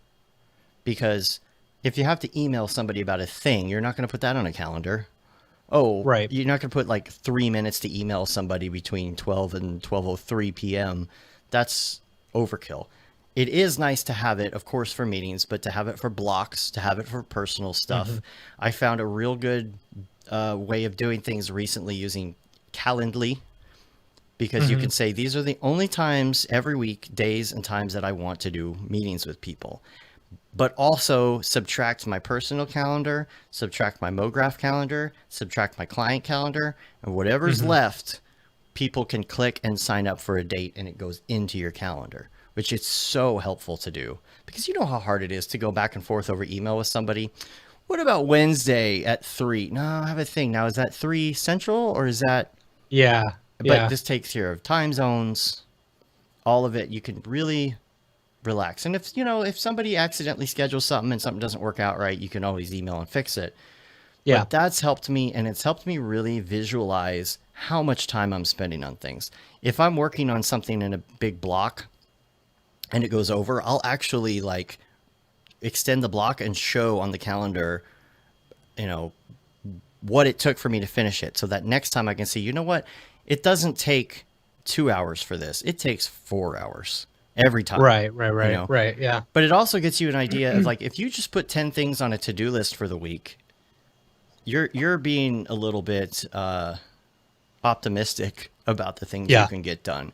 Take those things and really schedule it out between the things. I mean, running is on my calendar because I have to have that blocked, and I don't want anyone to put a call there. I'm going to go at 2 o'clock or 3 o'clock most days and go run.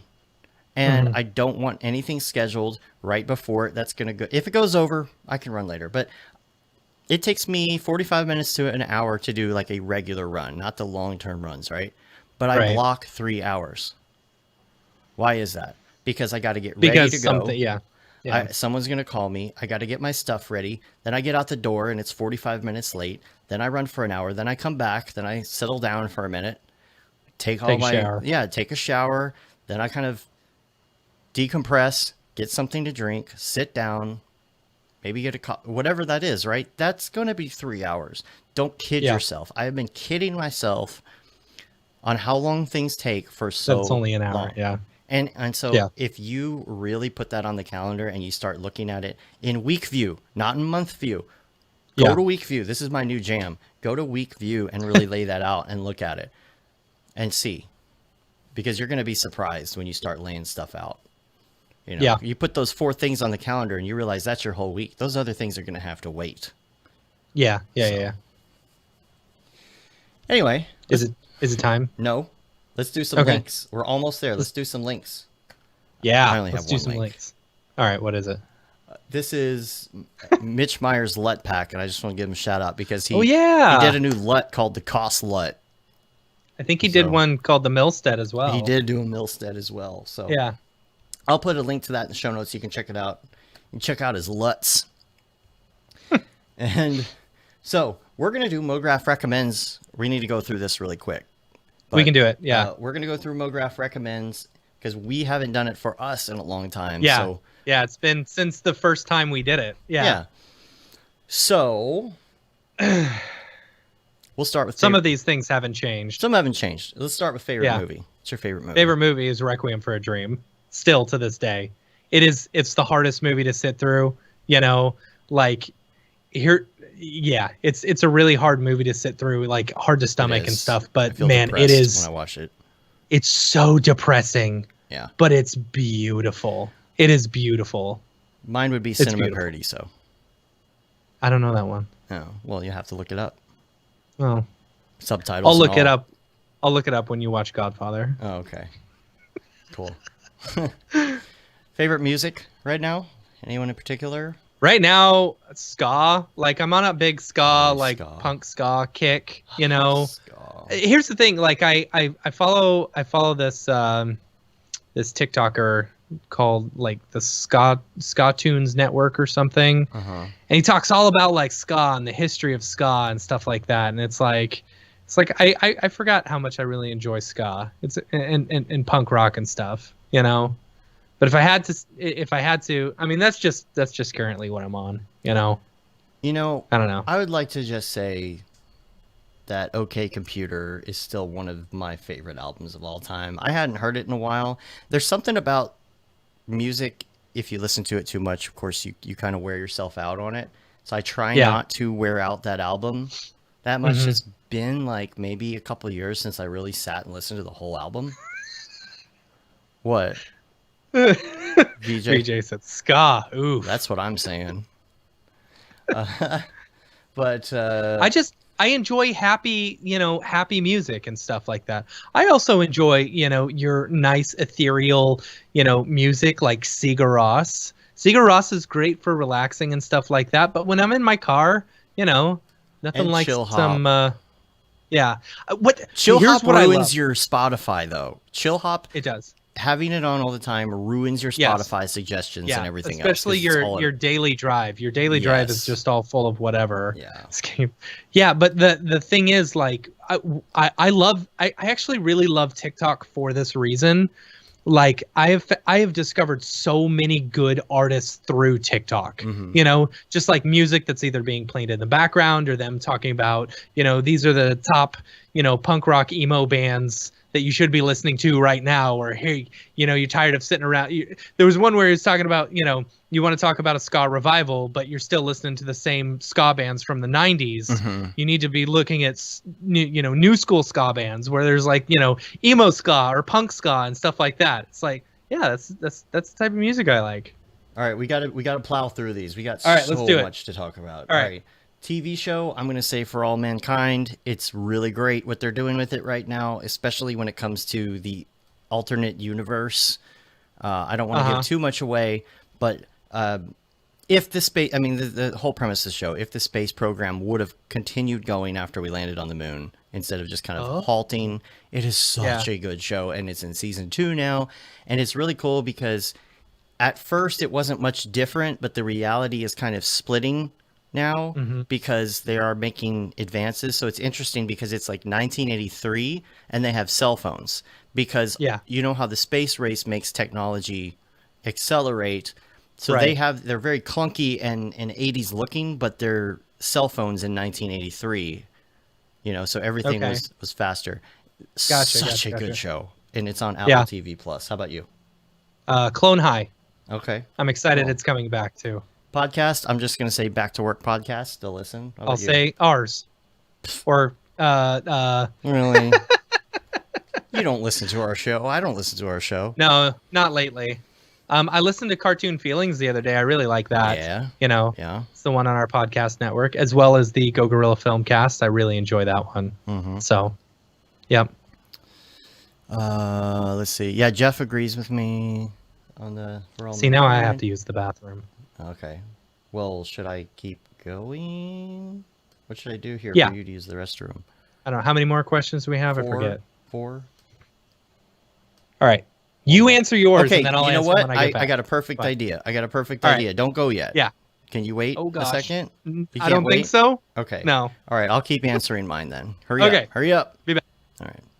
Kevin says that his favorite show is Breaking Bad, except for maybe The Wire. Oh, okay. All right, I'll have to check those out. Never heard of those before. All right, favorite plugin right now. I'm unprepared for this. I'm not sure exactly what my favorite plugin would be. What have I been using a lot lately?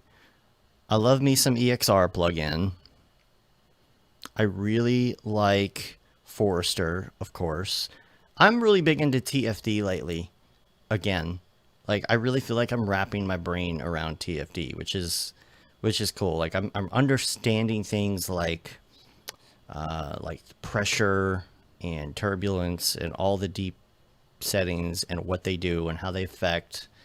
So yeah, so that one's good. Favorite app, you know, recently I'd actually have to say TikTok, because I'm not big into sitting and watching 1.5 hour movies, and even shows lately. I just haven't had the time to sit. Like I have a backlog of shows, so I would say that TikTok is good because I can sit there and be entertained in like little fast chunks and segments, and it's kind of that short attention span thing, which I definitely have.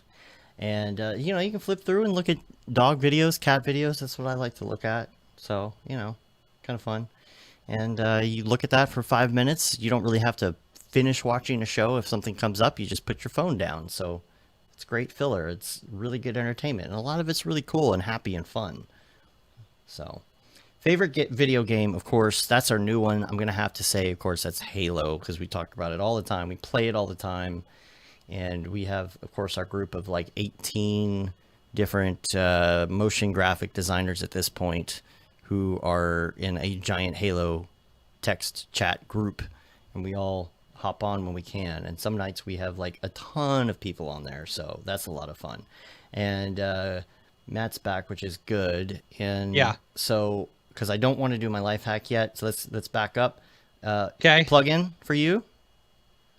Let's see. The render engines don't count. Mm-hmm. RSMB probably. Stock Or RSMB. Stock RSMB. Yeah. Or X Particles lately has been one of my favorites. I've really enjoyed it. Kevin asked about Halo tonight. I'm gonna call tomorrow. Not gonna happen today. Maybe. There's too much to do today. But yeah. Tomorrow for me, we haven't played with Kevin yet, and I can't believe it. I can't believe it. He's had his Xbox for weeks. Okay, we did plug-in, app, TikTok right now. That's what I said.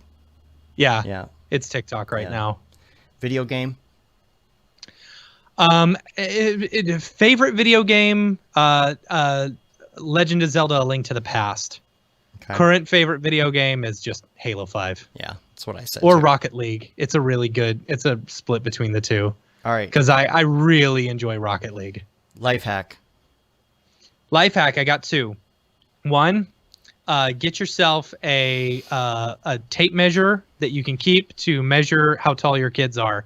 So that way, if you ever move your house, you'll always have the thing. Or like a piece of paper or something like that. They've got these. Don't put it on the wall. Don't put it on the wall, because you'll always forget, you know. And then the other one is when you're cleaning, work from top to bottom. Okay. So clean from the top all the way down to the bottom. The floor is the last thing that you do. Yeah, the floor is the last thing you do. So what you're gonna want to do is you're gonna want to get like a floor brush or something, but don't ever use it on the floor. Right, like don't use on floor. This is a counter brush. You're gonna use it only for the counters, and you're gonna brush off everything on the counter so that you don't have to get like a rag and like whatever. You just brush it all off into the floor. You know. All right. And then you vacuum or sweep or whatever it is, you know, Roomba after you're done. Or use your Roomba, right? I like that your Roomba, when you were over the other day for the meeting, was texting you that it was stuck. It's smart enough to text that it's stuck, but not smart enough to unstick itself. Right. Did I send you the picture of what I came home to? No. It was basically, stuck on the baby chair. Oh. It was like teetering on like one of the legs on the thing. I thought you were going to say it ran over some cat poop or something.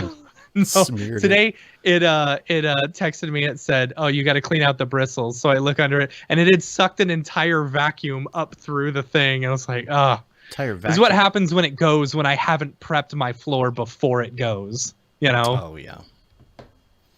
All right, my life hack.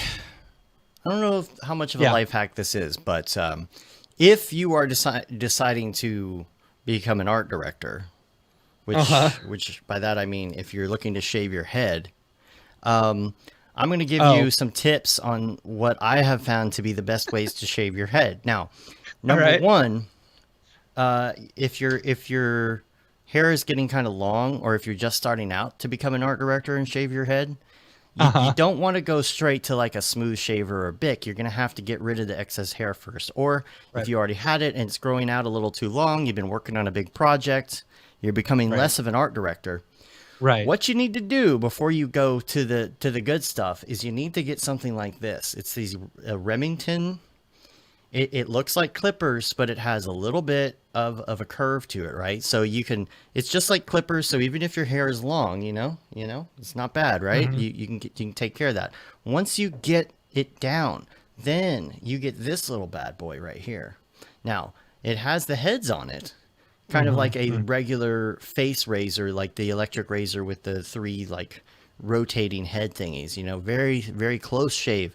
But this will not work well if your hair is long. But what's cool about it is it has a little 2 indentions in it, right? So you put your fingers through it, and then you can just like go like this, and it's waterproof. You go in the shower, you don't make a mess. You just go every time you get in, good to go. Yep. So if you use this on the reg, you don't need the other one, but it's there just in case. And this is $50 and the other one's $30. It's not that bad.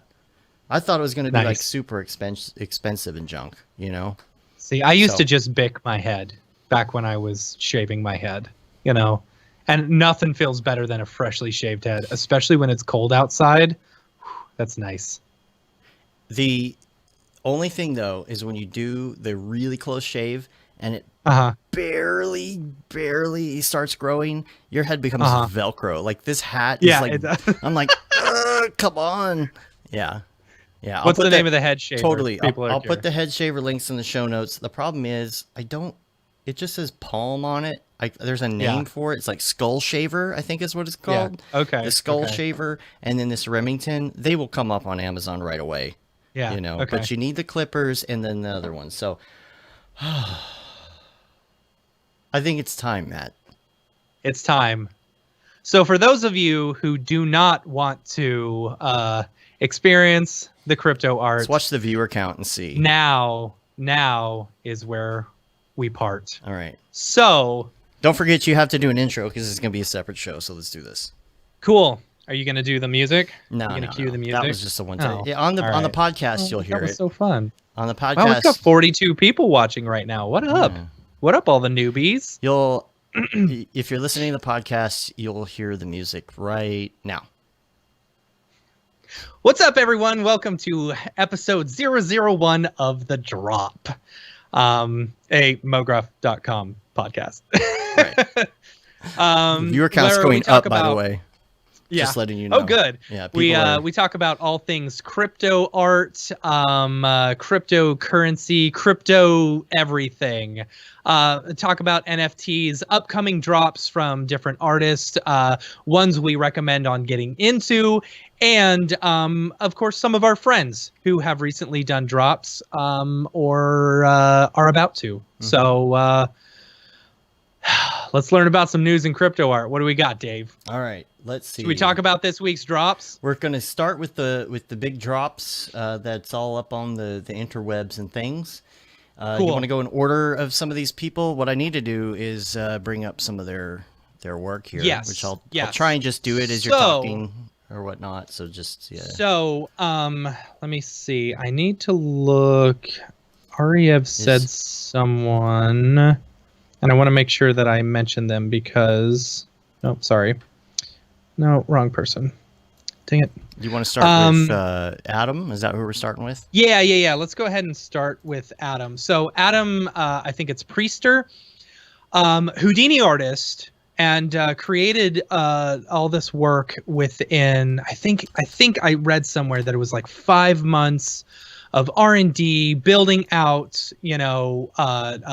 like nodes and stuff. It's entirely procedural, and it is absolutely like killer work, And so Adam has a drop today, Monday the 1st, on Nifty. We're going to start off on Nifty because really the only two places that do these types of drops that I found are Nifty and Maker's Place. So feel free to correct me if that's wrong.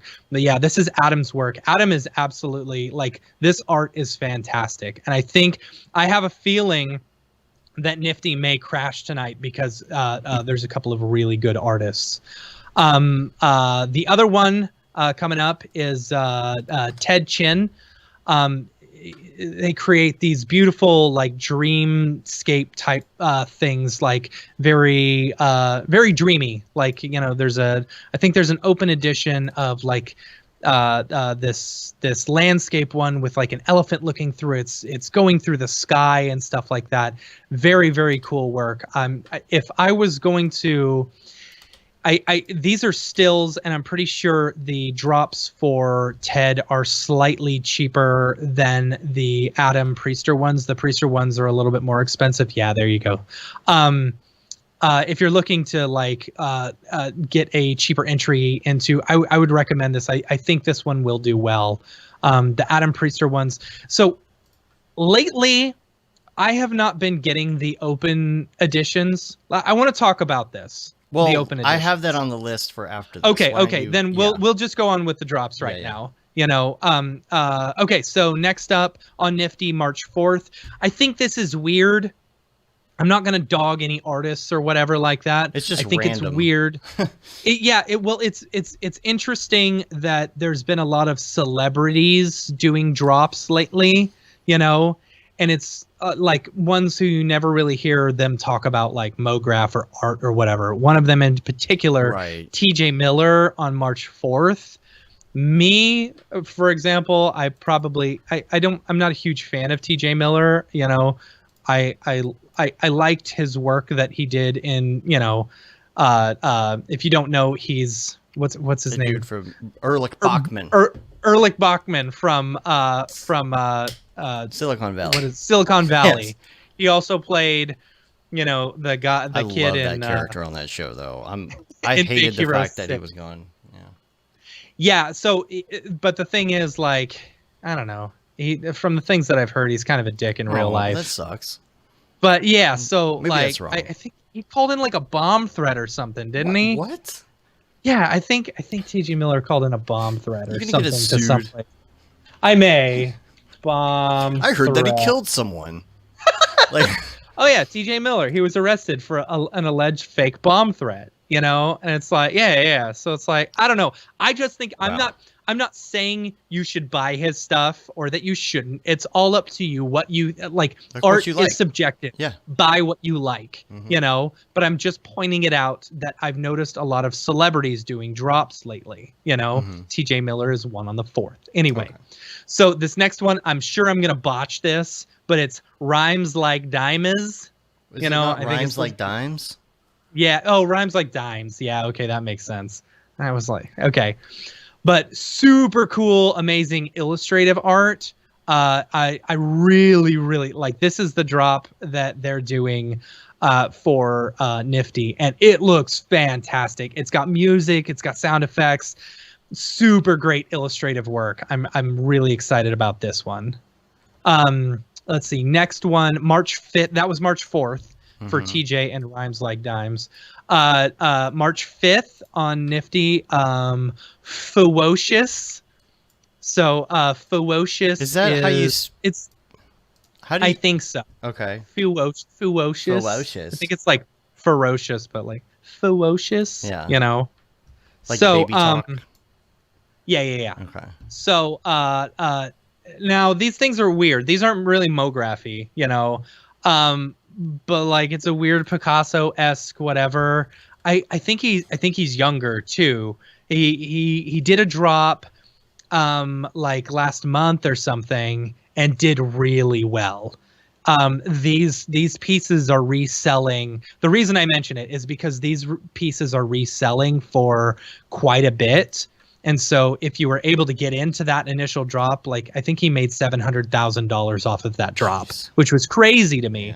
Man. But if you're looking to invest, I would say Fewocious would probably be a good investment, at least hodling, until the next one.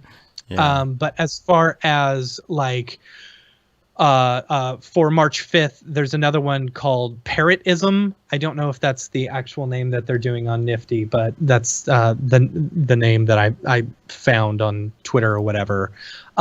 Very Is this the one? Is this right? Yeah. Okay. I think that's it. Yeah. No. Dang it. I don't know. It says Parrot on it. So. Oh, okay. Yeah.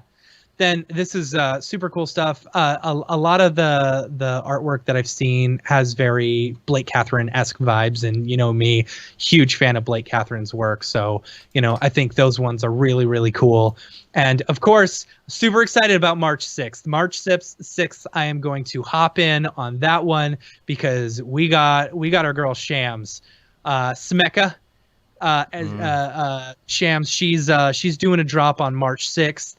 I am super excited about this one. This is the one that I've been excited for, all week and stuff like that. So I am definitely going to pick up some of her work. I would recommend everyone else do it. She's big in this space right now. Fire, fire. She's fire So in this fire. work in this space right now. Yeah. So I think she's a great artist and she's a good investment, as far as holding on to artwork. If you're looking to, make some money off of it, she's a really good investment in her work. She's got the same style as like the fuck renders and stuff like that. And if you've seen some of his drops, the money that he's making off of Nifty, holy crap, like those have increased a lot. He's been in it for a while too. He's been talking. He about has it for a been, long and time. so has Shams. Yeah. They've been in it for a while. So I'm really excited and super pumped for Shams. Congratulations, we're way proud of you for this drop. And she'll be super on jealous. soon, next couple months. Yeah, She's scheduled. Yeah. Cool. So that's it for Nifty this week. The next one we've got up is Maker's Place.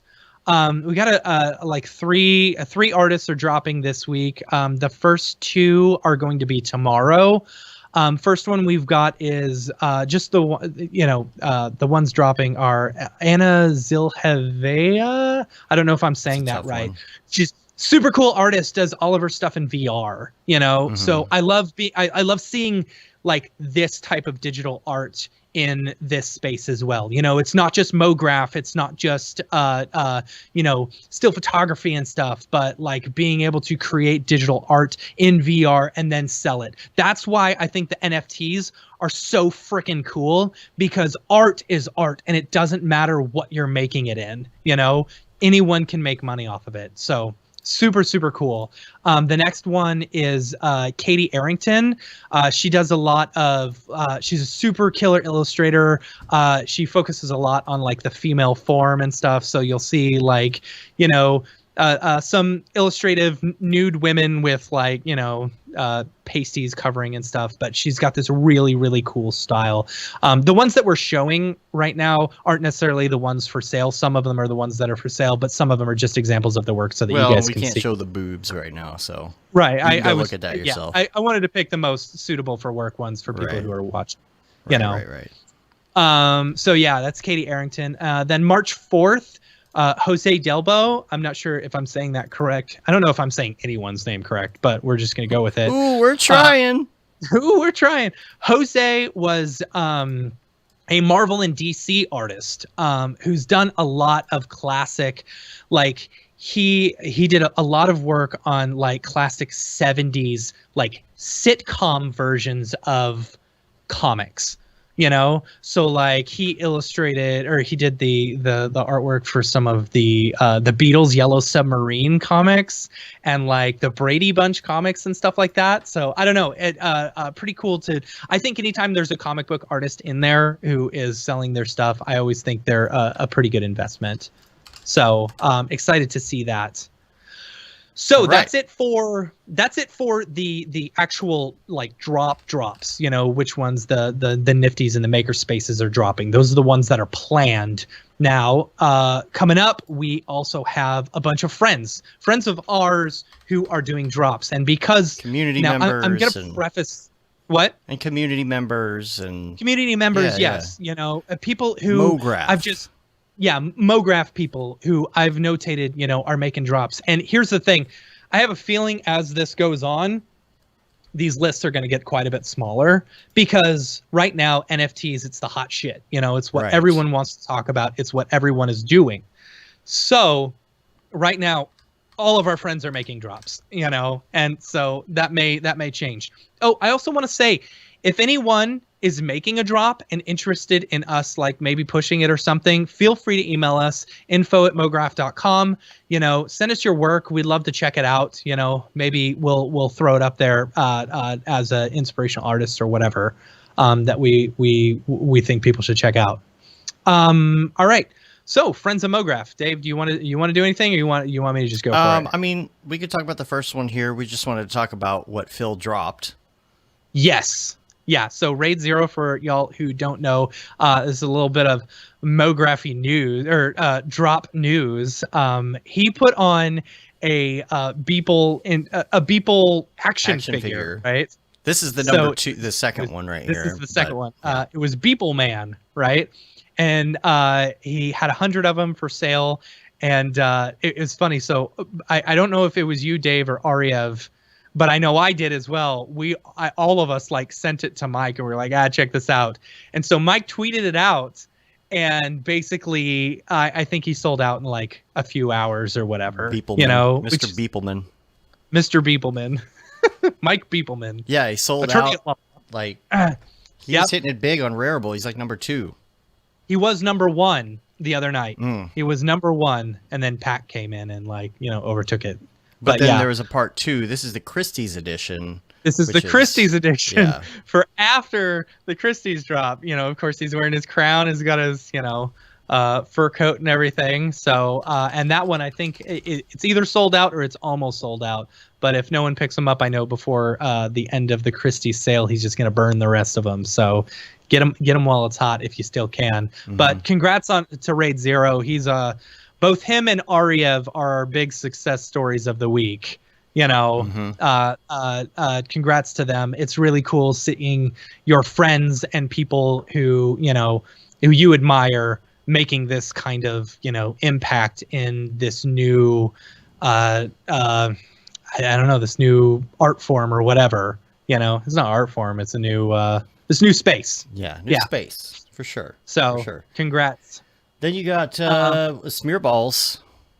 Smearballs did a drop. Yeah, I think his sold already. I'm not right? sure yet. I don't remember. Yeah. I don't remember. That's so hard to keep up at this point. It is. Yeah. It's basically a full-time job. That's why I only get 4 hours of sleep at night, of good sleep, and then the other 4 hours I've got my eyes closed where I'm thinking about NFTs. I woke up this morning thinking that my alarm clock the snooze button couldn't be hit because it is impossible to change because it is locked to a token on the blockchain. That's where my head was in my dream.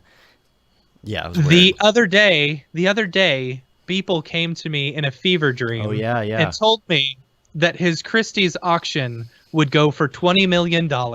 Yeah. And that I need to hodl on my Beeple piece that I own. Hodl. So I did not put it up for sale. That would be crazy. Phil says there's only 14 left if you want to get one. Oh, so nice. that's on Rareable, by the way. Phil's is on Rareable. This is another thing. It's really hard to keep track on what all of these are being dropped on. Yeah. So Smearballs. Okay, so that one. Yeah, that one did. That one did get bought, I believe. The Smearballs one. Mm-hmm. I'm gonna check right now. Sorry, y'all. Well, while you're checking on that, let's talk about Clint. Clint, yes. Clinton Jones. Clinton Jones. He was on the show. He is. Yeah, this is his drop that he's doing. I forget where Clint is doing his. Do you know? Do not. Because I'm up full screen right now and I can't tell you. He will be doing this on Super Rare. Clint is dropping his drop on Super Rare. It is March 4th.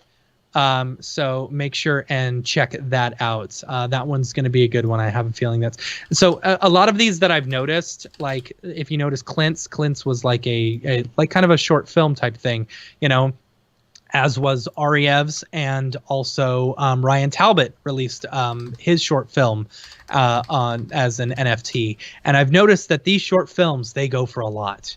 You know, so if you're looking to get into the NFT space and you're an artist, I would say, you know, I love the idea of selling a short film as an NFT. I think it's a fantastic idea.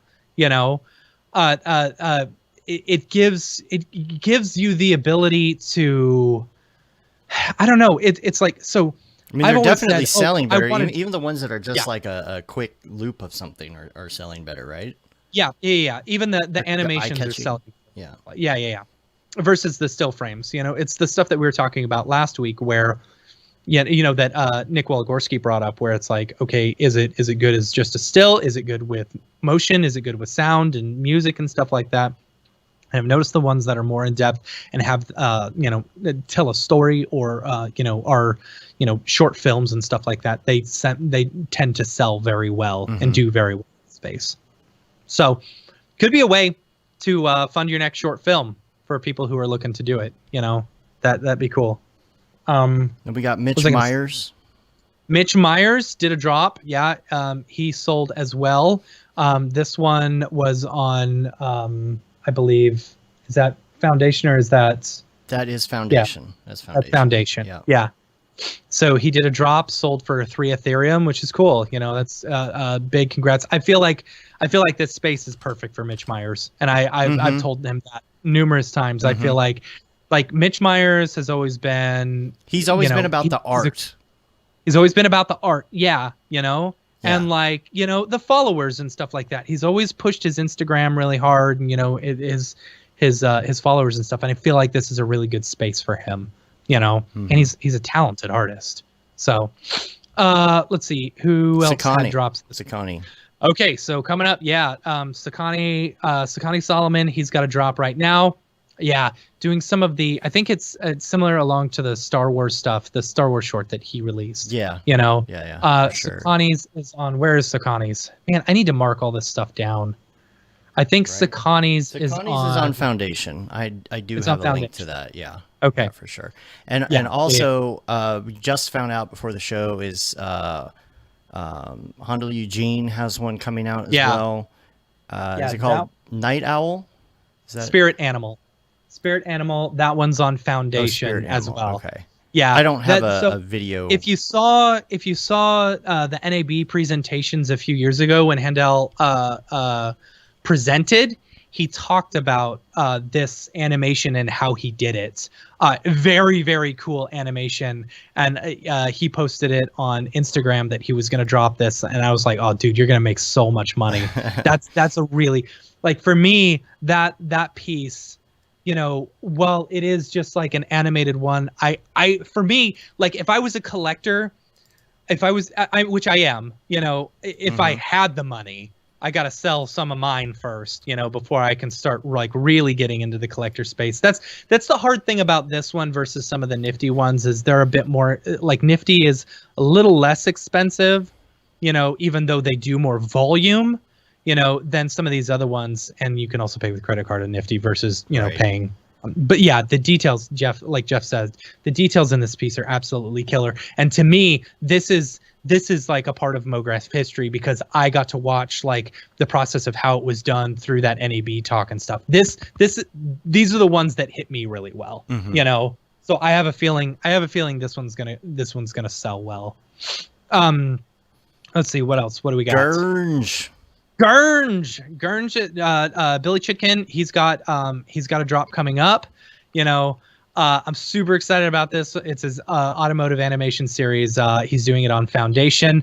Follow him. He's is he _ Gurge or @Gurge? Grnge. I don't know. He's underscore Gurnge Gurnge. on Twitter. So follow him. He was saying he was either gonna announce it today or tomorrow or something like that. Just follow him up on Instagram. But that one is being on Foundation. That's exciting. So Abby. what else we got? Abby. Abby Basila. She works for Frame.io, and she's been big in the Mograph space. I really love her work. She dropped her first piece on Foundation, and she's got a few more in the works right now. So super excited about that one. So make sure and check that one out. Next, what up? We got We got Winbush. What up?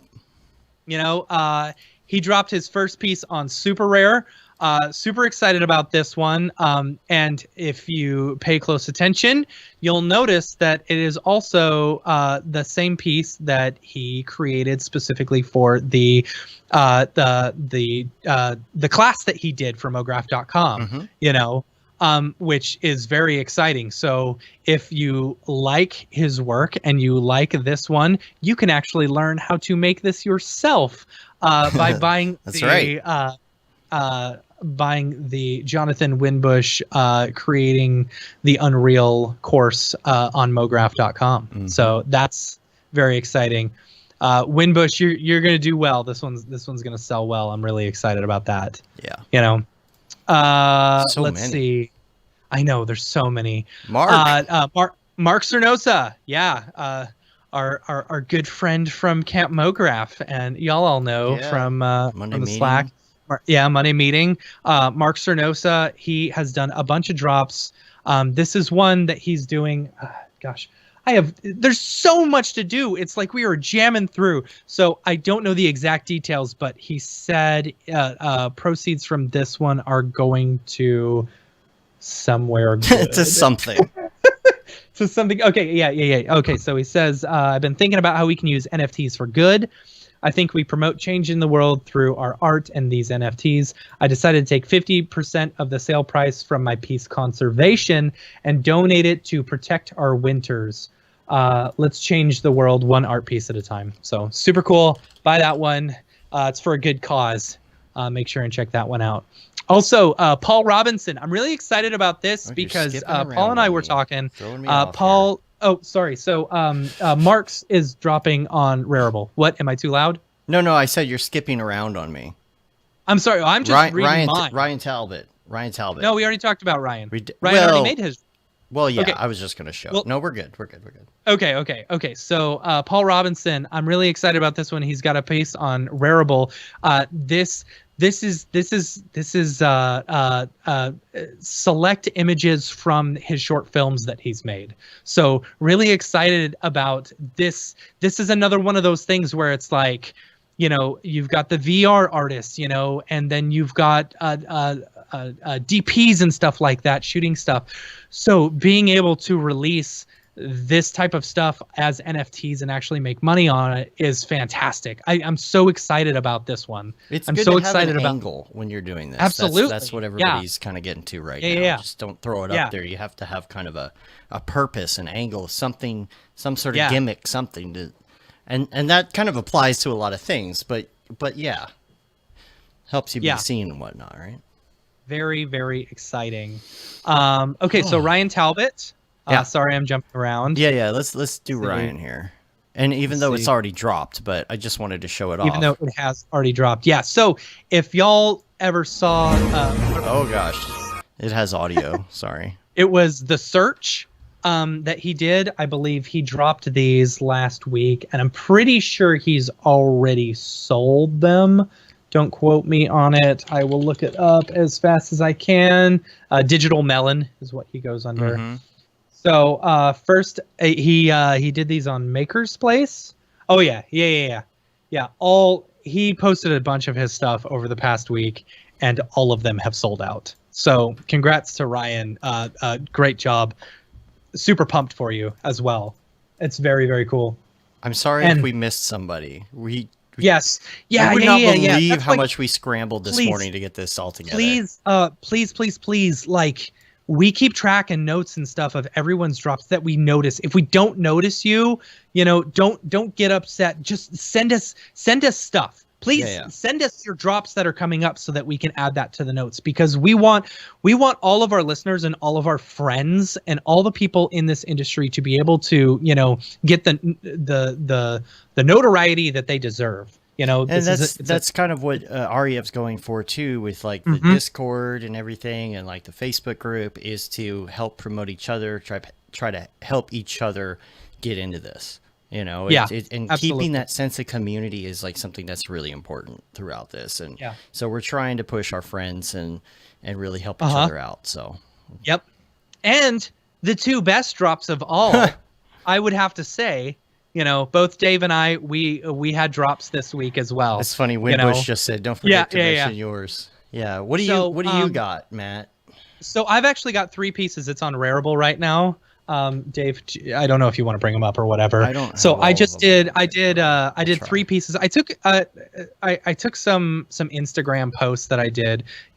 It's a bullet with butterfly wings. From the Smashing Pumpkins, whatever. It's fun.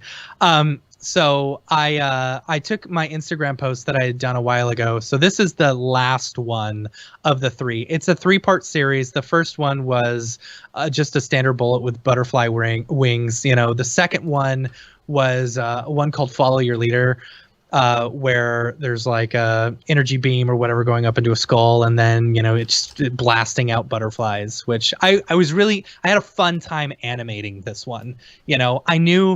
I knew that I wanted to turn this one. I felt like this one would be a really, really fun one for a drop. There you go.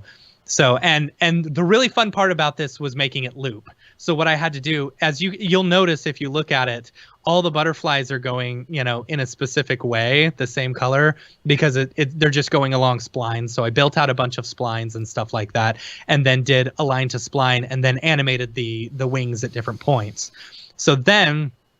We're going to mention that, Billy.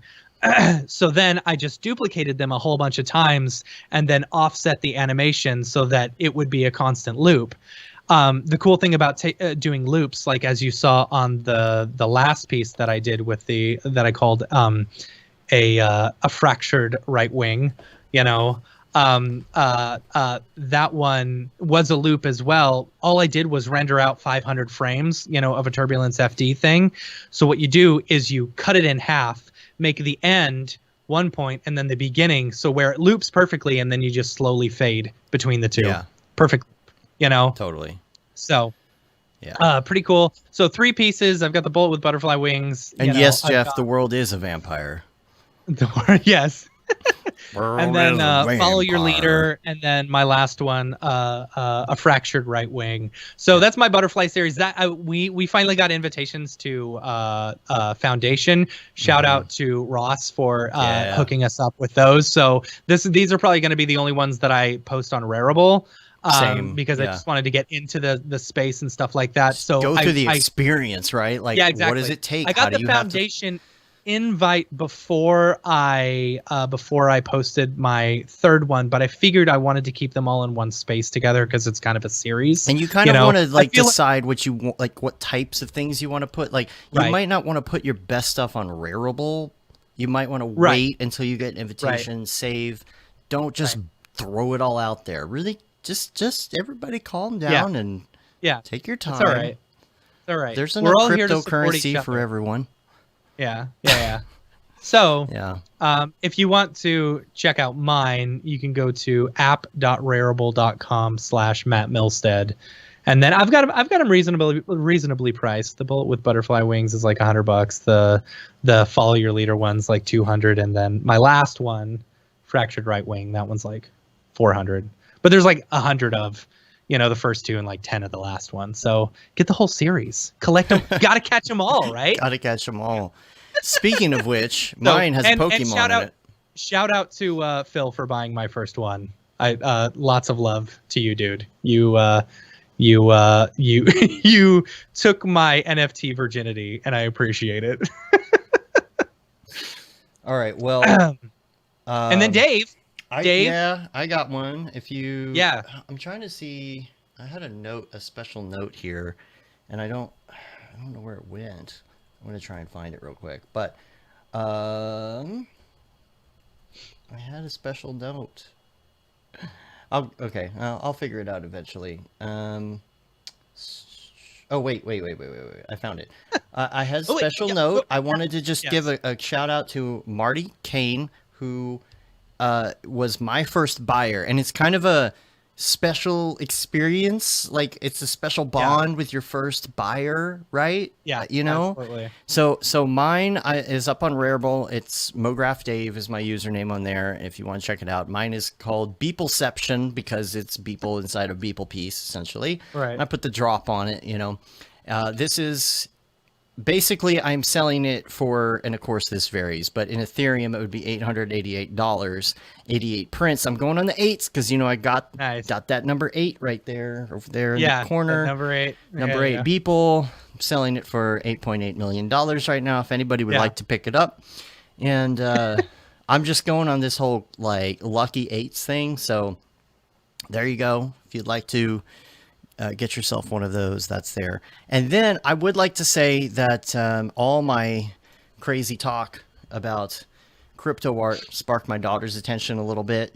And she didn't quite Yeah. understand what it was. And it's really funny because I was trying to, first of all, explain what cryptocurrency, and that's hard enough on its own. But It's hard enough to yeah. explain. But Yeah. she kind of understood it. But then it's really funny to get her questions, and it's the same questions everybody else has. I'm like, Yeah. they buy this piece of art, and it's like theirs on the internet. And literally the first thing she said was, "Yeah, but can't people just like copy and paste or download?" Yeah.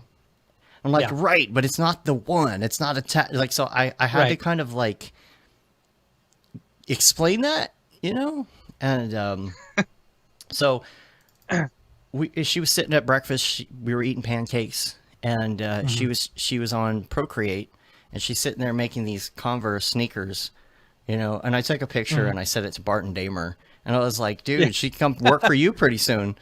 And he's That's like, funny. yeah, and we started talking about like crypto art. And he's like, yeah, she could do crypto art, And Yeah.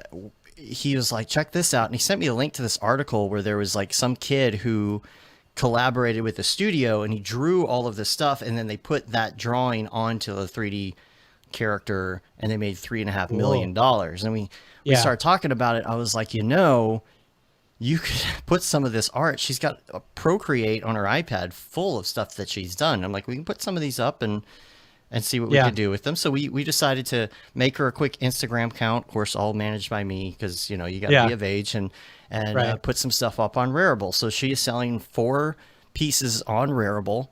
And you can see this is just kind of from her Instagram page here, but she's Right. selling the Converse. Uh-huh. That's a little more of there's less copies of that. Uh-huh. And then she's got the strawberry, the duck, and then the one down here in the bottom left, the one with the lips and the lollipop one. So those are the 4 that she's selling, and she's going to take this. We've started learning recently. We got her that green, what is it called? It's like a debit card or a credit card, it's right? the kids app debit card. It's pretty cool. It's called Greenlight. And she's learning about saving and stocks and all of this. She's saving money. I'm paying her interest. So I'm like, okay, we're going to take this and we're going to put them up. And this is going to be like a college fund, might work, Yeah. might not work. Yeah. I don't know. You never know. It could blow up and she doesn't need to go to college. But all she wants to do is art the rest of her life. So I'm like, okay. Yeah.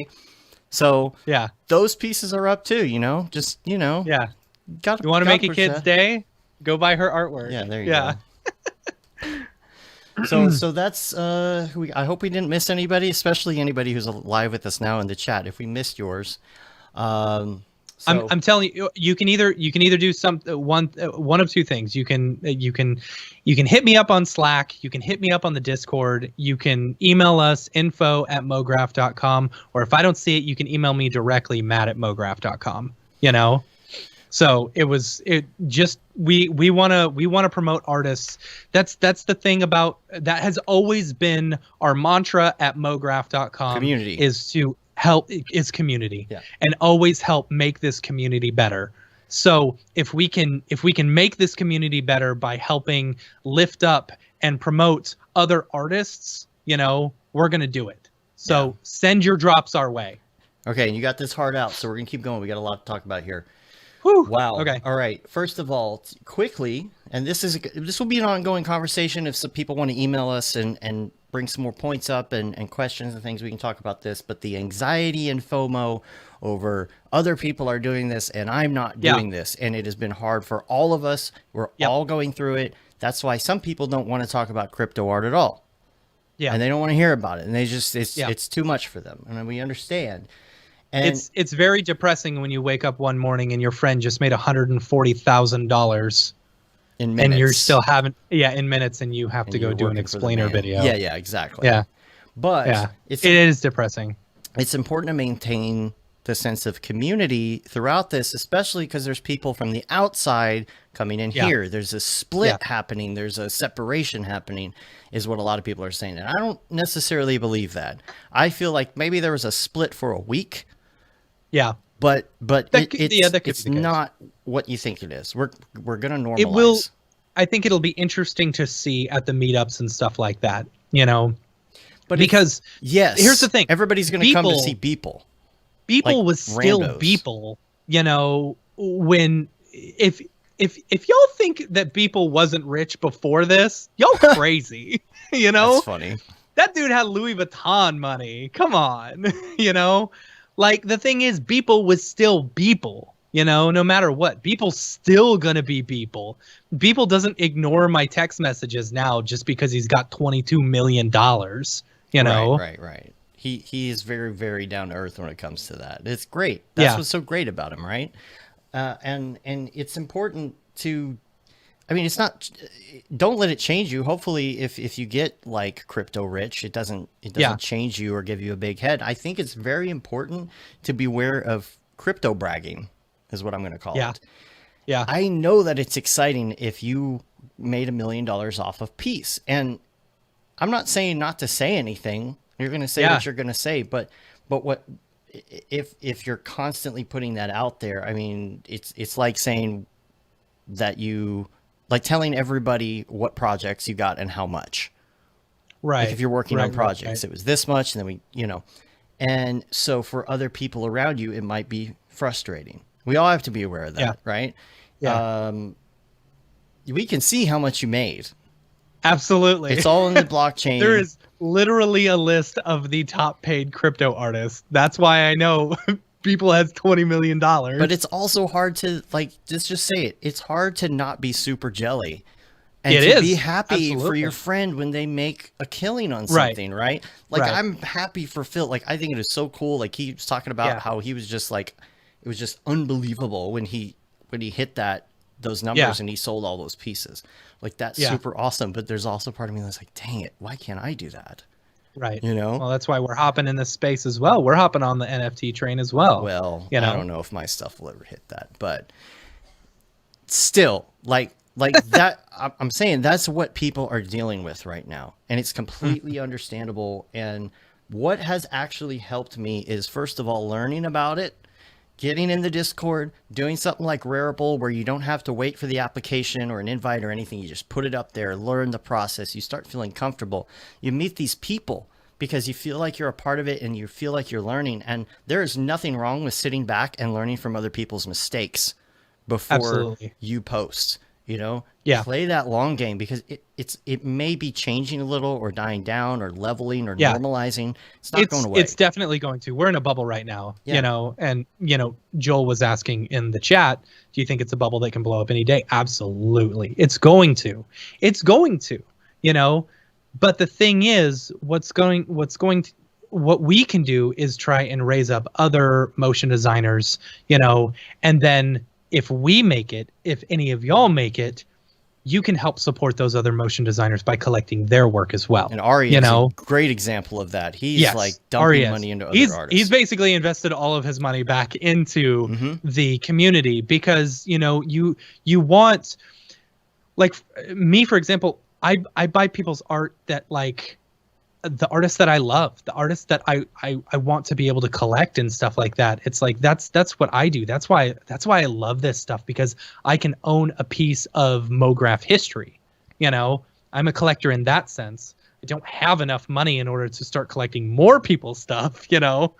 But that's why we create art in hopes that we can sell it as well. You know, we get some of the Mographers on buying other people's work that drives the interest of collectors and stuff like that, and we all get rich. And you know what else, though? I have never met so many new friends in such a short amount of time, especially not going anywhere, right? Yes. Like, this has been so great. All these people that are, like, poo-pooing it, it's like you haven't been in the Discord talking to these people and, like, meeting new friends. Like, it's really great. It's really comforting. It helps with the FOMO. I know it seems like it wouldn't, but it helps. Yeah. And, you know, you'll be really nervous posting your first NFT piece. I still aren't. I'm still not sure about mine. I like every 20 minutes. I'm like, I just need to burn them all. You know, whatever. Well, I didn't think that I was gonna sell any, and I was getting down because it had been a few days, and then I sold one, and then I felt like, you know what? I didn't sell all 88 of them. I sold one of them, but for some reason I feel better. And I waited and I waited, and you're gonna make a sale. You just have to wait a little bit. Yeah, and you know, also. I don't have a following to push out. I got like 10 friends. I got like 10 friends on Twitter. I've never even used that account. So how am I supposed to self-promote, you know? Right. Yeah. Yeah. It's oh, yeah, go ahead. Sorry, I'm just trying to burn through it because so am I. You got that hard out. One thing I would like to mention, because you're talking about the bubble and whatnot, is a something that Billy coined a phrase of last night called NFT seagulls. And we were talking about the fact that there are all these people wanting to do collabs now, and it's even hitting bots to where if you're hashtagging NFT, crypto art, crypto artists, all of a sudden, instantly you're getting hit with these bots that are like, collab, and they're like the seagulls in Finding Nemo. Mine? Collab? That's funny. Collab? So, NFT seagulls. It's the new phrase. I was like, Billy, you coined it. One thing I want to talk about that I don't know where we are on the list. I'm sorry. I know I'm jumping. So I just want to say so with the nifty drops, it was something I was mentioning earlier about the actual like open editions and stuff like that. I think I'm burned out on open editions. Oh yes, you know? Yeah, for sure. And I'd like to talk about, at least with Nifty. I don't know how it is on Makerspace. Can you keep going? I have to pee again. Yeah, go ahead. Okay. The few that I've seen on Makerspace, like the amount of people who are buying these open editions. If you just want to collect people's work and you want to pay a little bit less, I find that the open editions are a good one. But the ones that I've been really drawn to are the drawings lately. I really like the drawings because if you like, some of them are relatively inexpensive. You know, last night there was drawings for $20. You know, versus drawings for like $100 or $1,000. The thing is, if you're wanting to invest in some of this art, the drawings are great because if you win them, you're going to spend very little money for your the return on investment. And you know, it's not you don't have a huge chance of getting one of the drawings, but if you do get it, like it's basically free money. I mean, you know what I'm saying? It's like they're going to resell for, you know, twice, if not 3 times the value. Or if it's an artist that you really, really like and you know some of their stuff is just a little too expensive for you and you get the drawing, like that is awesome because then you get to collect that piece and you know you're like one of 25 people that in the world that own that piece. The drawings are really great.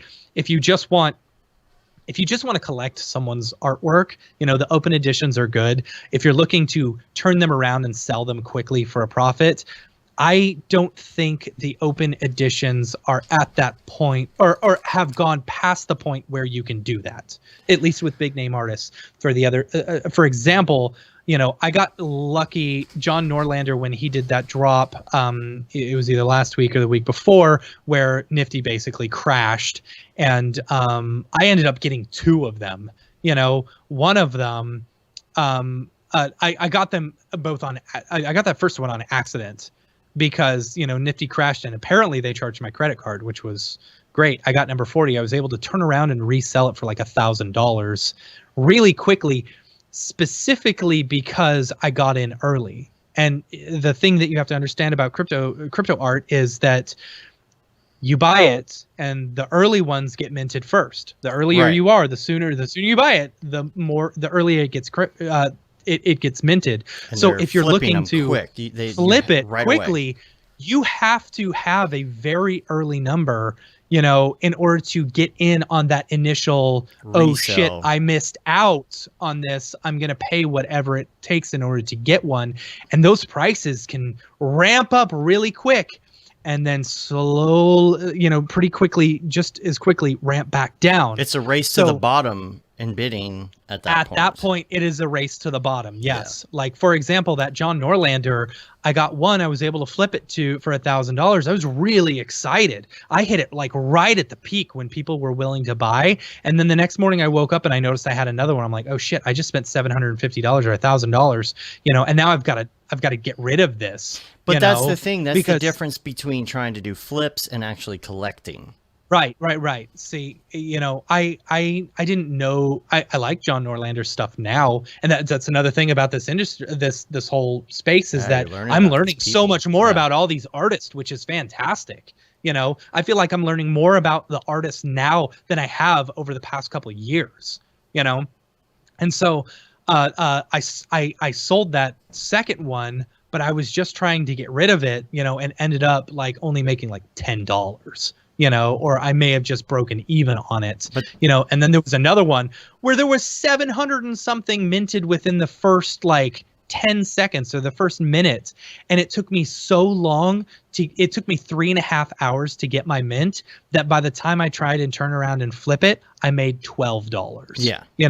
And I got some people pissed at me because they're like, you keep on lowering your price. They were hitting me up on Instagram. What are you trying to do? Drive down price? I'm like, no, I'm just trying to get rid of it. But that's I don't the difference, because we have some that we're collecting and holding on, right. Which that's why I'm a lot more hesitant now about the open edition ones, because especially mint 4,500 of them. What's the point? Especially in Nifty now. It's like so many people have heard about it. It's like, okay, if you're wanting to collect one, just understand these open editions. There's going to be a lot of them, and the bots come in, and it's just bots come in awful. and they buy them. Yeah. I'm done with open editions completely. Yeah. That's why it's better to do these drawings, because it's the drawings, or you or the bot. You never know. Yeah. And the drawings are great. If you've got the money to do an auction, do the auction. If you've got the money, if you just want to collect, the open editions are great if you just want to collect their art. Right. Or if you think their art is going to increase and you're cool with holding for a while. Right. But there's a whole flipping game. There's a whole collecting game. There's a whole posting your own game. Yeah, you're not going to make a huge profit. Yeah, let the bots are going to do that. So buy the art for the art. No. Exactly. Somebody was asking speaking of. Mm-hmm. Hold on. Speaking of crashing, let's talk about the Beeple crash. Yeah, I just wanted to note real quick that somebody was asking about which Discord. Oh, Kent was asking about which Discord. There is the Get Nifty Facebook group, and then there's the matching Discord. I will say that currently they're closed, and this is not because they're trying to shut anybody out. Just trying to slow the influx. When too many people come at once, we can't all get to know each other, like on our Slack. Yeah.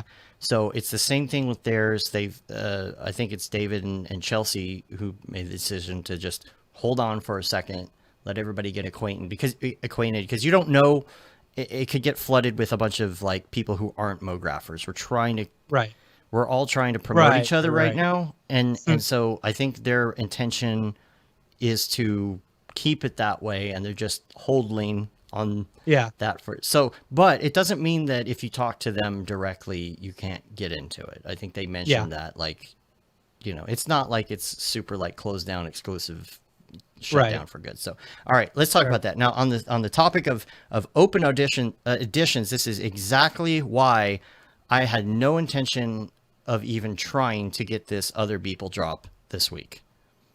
Yeah. So for those who are uninformed about this, Beeple was dropping 105 of his select dailies from the Christie's auction all at once on Maker's Place, and he apparently told them, you're gonna need more more server space or whatever, in order to handle it. And that site crashed hard. Mm-hmm. It crashed hard. I don't know if anyone was even able to get one. I think maybe 3 people were able to buy or something. And odds are they were probably bots, Mm-hmm. And it crashed hard. It's And not so that they couldn't handle the influx of people hitting the button. It's that it crashed from people just being on the site before they could even yeah, hit the button. That's the problem. I yeah, couldn't even get logged in, yeah. and Billy so says 3 or 4 of them were minted. So he's got 101. So basically, what they ended up doing is they're going to do a drawing for those who don't know. If you were on there trying to buy one, or if you even visited that Beeple thing within 4 hours of the drop and you were logged in, you may be eligible for this Beeple drop. So if you go into your Make Us Place settings, and you may have your account settings, you may have a button that says make me eligible for the Beeple drop. and it So makes they are you doing that paste drop. in your address manually though, rather than using MetaMask. I didn't quite understand why it did it that way. Well, yeah, you have to connect a wallet to Yeah, but why it can't you and just stuff. connect your wallet? Why did you have to paste it in? I don't know. They Seems a said little if you don't risky. have a wallet, they'll provide you one. So I just let them provide me one, even though I had a wallet in there, registered wallet. Do we know? By Do we know what time Well, it by is? 4 p.m. today is the deadline. 4 p.m. EST. Oh, there you go, Billy. 4 p.m. EST No, Pacific. 4 p.m. Pacific Oh, time. Pacific? March 1st. Oh, you must. Oh, sorry. You have to confirm it by 4 p.m. Pacific time today in order to be eligible. To be Sorry. eligible. Okay. Yes. And okay. All right, that makes sense. I don't know what time the actual drawing is or if they've even said. The registers verified before the drop. Of course, most people will watch this after the fact and it won't matter. So, what are you going to do? Go to the settings page. The raffle. Anyway, you'll have a raffle ID and it'll be 7 p.m. Eastern. He says. By the way, I also want to mention that Aryev's and Chelsea's like 4-hour clubhouse call the other night was amazing. So awesome. And I sent a message to Chelsea. I haven't heard back yet, but I wasn't sure if that was recorded or not. Because if that was recorded, I'd love to get a link that we could put in the show notes to send people to. Because that was fantastic. And what's cool about the Discord is being able to just hop in and hop out of like the group chat and stuff like that. Like I'll get on there and I'll just start it going, even though no one else is on. You know, right? Because I know reacts. someone will see that I hopped in and they'll be like, oh, okay, like that happened the other day. Tuna hopped in. You know. Yeah. Well, when he saw me just getting in. We met last night. So, he's good people. Yeah.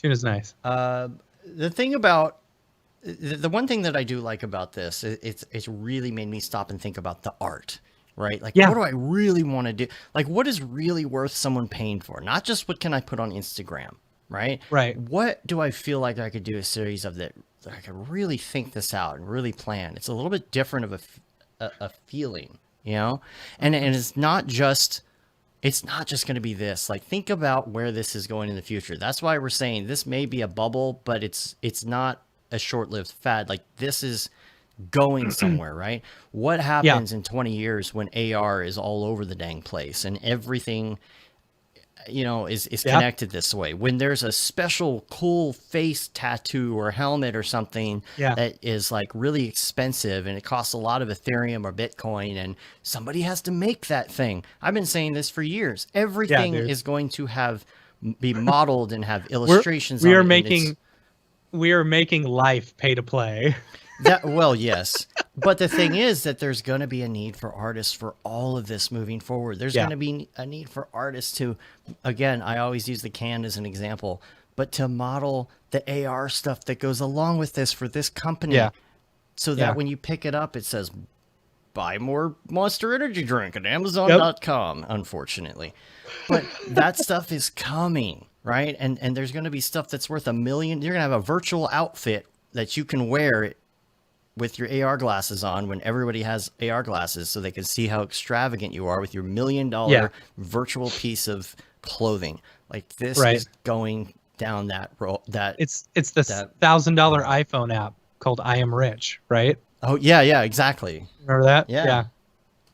Did they ever sell that? All right, what else did they ever sell that app? The Rich? Yeah, they sold 2 of them, I think. Yeah. Other notes I have here, because we have less than 10 minutes left. You got to go. Ryan Yep. Summers at Camp Mograph. I wanted to mention, if you were at Camp Mograph, he said, "Has anybody in Mograph retired yet? Like, Yeah. what does it look like for a Mographer to retire?" And none of us knew. None of us had an Yeah. idea. But I think now we kind of have an idea that this is a Yeah. possibility. Yeah. The thing is, if you're creating art, for it's okay. This is one thing I wanted to say. Like, and I'll piggyback it off of it. So if you're creating art and stuff for yourself and stuff that you want to sell, this is an easy way to do it now. It's not just, creating prints and then having people buy prints. That's the old way. That's the old way. This is the new way of doing it, the digital art form. And I keep on hearing people, anytime I went to my kid's taekwondo the other day, and his instructor was like, "So wait, you just buy it and you don't get to display it on the wall?" And I immediately had this thought of this old CSI show, where there's this warehouse of art that's just being stored for people who are collecting it and want to hold it to see if it, they're basically hodling in real life, Right. And it's like, IRL. if you think that every single like painting that's ever been bought is displayed somewhere, you're insane. Yeah. That's true. People are just holding on to it as an investment or a collection to say that I own this, or that this will be worth more one day. Yeah, they're putting in climate controlled storage, covered by security and stuff like that. I mean, that it's just this is now kind of the Robin Hood of art collecting. They're making it more accessible to us as poor people or whatever. You know what I'm saying? Billy says I have twice as many prints in tubes than I do on my walls. Right. And right. with the Ryan exactly. Summers thing, it's like we didn't know what retiring would look like, but Gavin Shapiro said he's leaving his job. That's great. To just do his art, and that's what a lot of people want to do. I don't know if Aryev's ever going to work for anybody else again. I don't think it will. And my other question though is how does this change anybody's rate? Does that change? Right. Like, will companies now have to pay more for the really good top tier artists if they want them to come and work with them on something? Because they're like, I could make $1 million over here. You want to pay me $1,000 to make you a right? You know what I mean? And where's that going to go? And then there's it's also going to open up opportunity for others who aren't making it into crypto space, because these companies need, and there's so much that's going to open up in the form of jobs. Yeah. In so many ways. I don't think this is hindering anything, Yeah. And if some of these things sell, that could be your new exposure.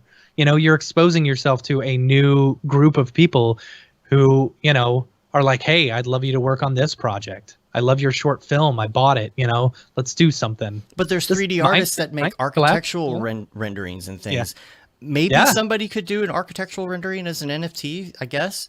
I'm sure that somebody would buy that, but it's not going to be like the mainstream NFT, I don't think, like architectural renderings. But those people, they are doing renderings on the artist. If they're really well, like, we love Mograph stuff, but there could be a really famous architect who's going to be doing some digital illustrations, and then you get someone who just loves architecture, Right. But you're going to have more people that are still working in the architectural space rather than making NFTs. There's a lot of 3D animation things that are not moving that space. There's going to be a lot of jobs that are just still there. Hopefully. Yeah. I'm interested to see where that kind of stuff goes, what it does to, like, is it scarcity of artists or not? What's going to happen to rates? What's going to happen commercially? Are there going to be commercial collaborations? Yeah. All of that. And if you're able to sell your work for a really high price for stuff that you're doing personally, like, you need to think about your self-worth. Maybe raise your rates a little bit, because maybe you're just undercutting yourself, Yeah. I love what Kent said in the chat. Sometimes a painting will just move to another part of the warehouse when sold. Yeah.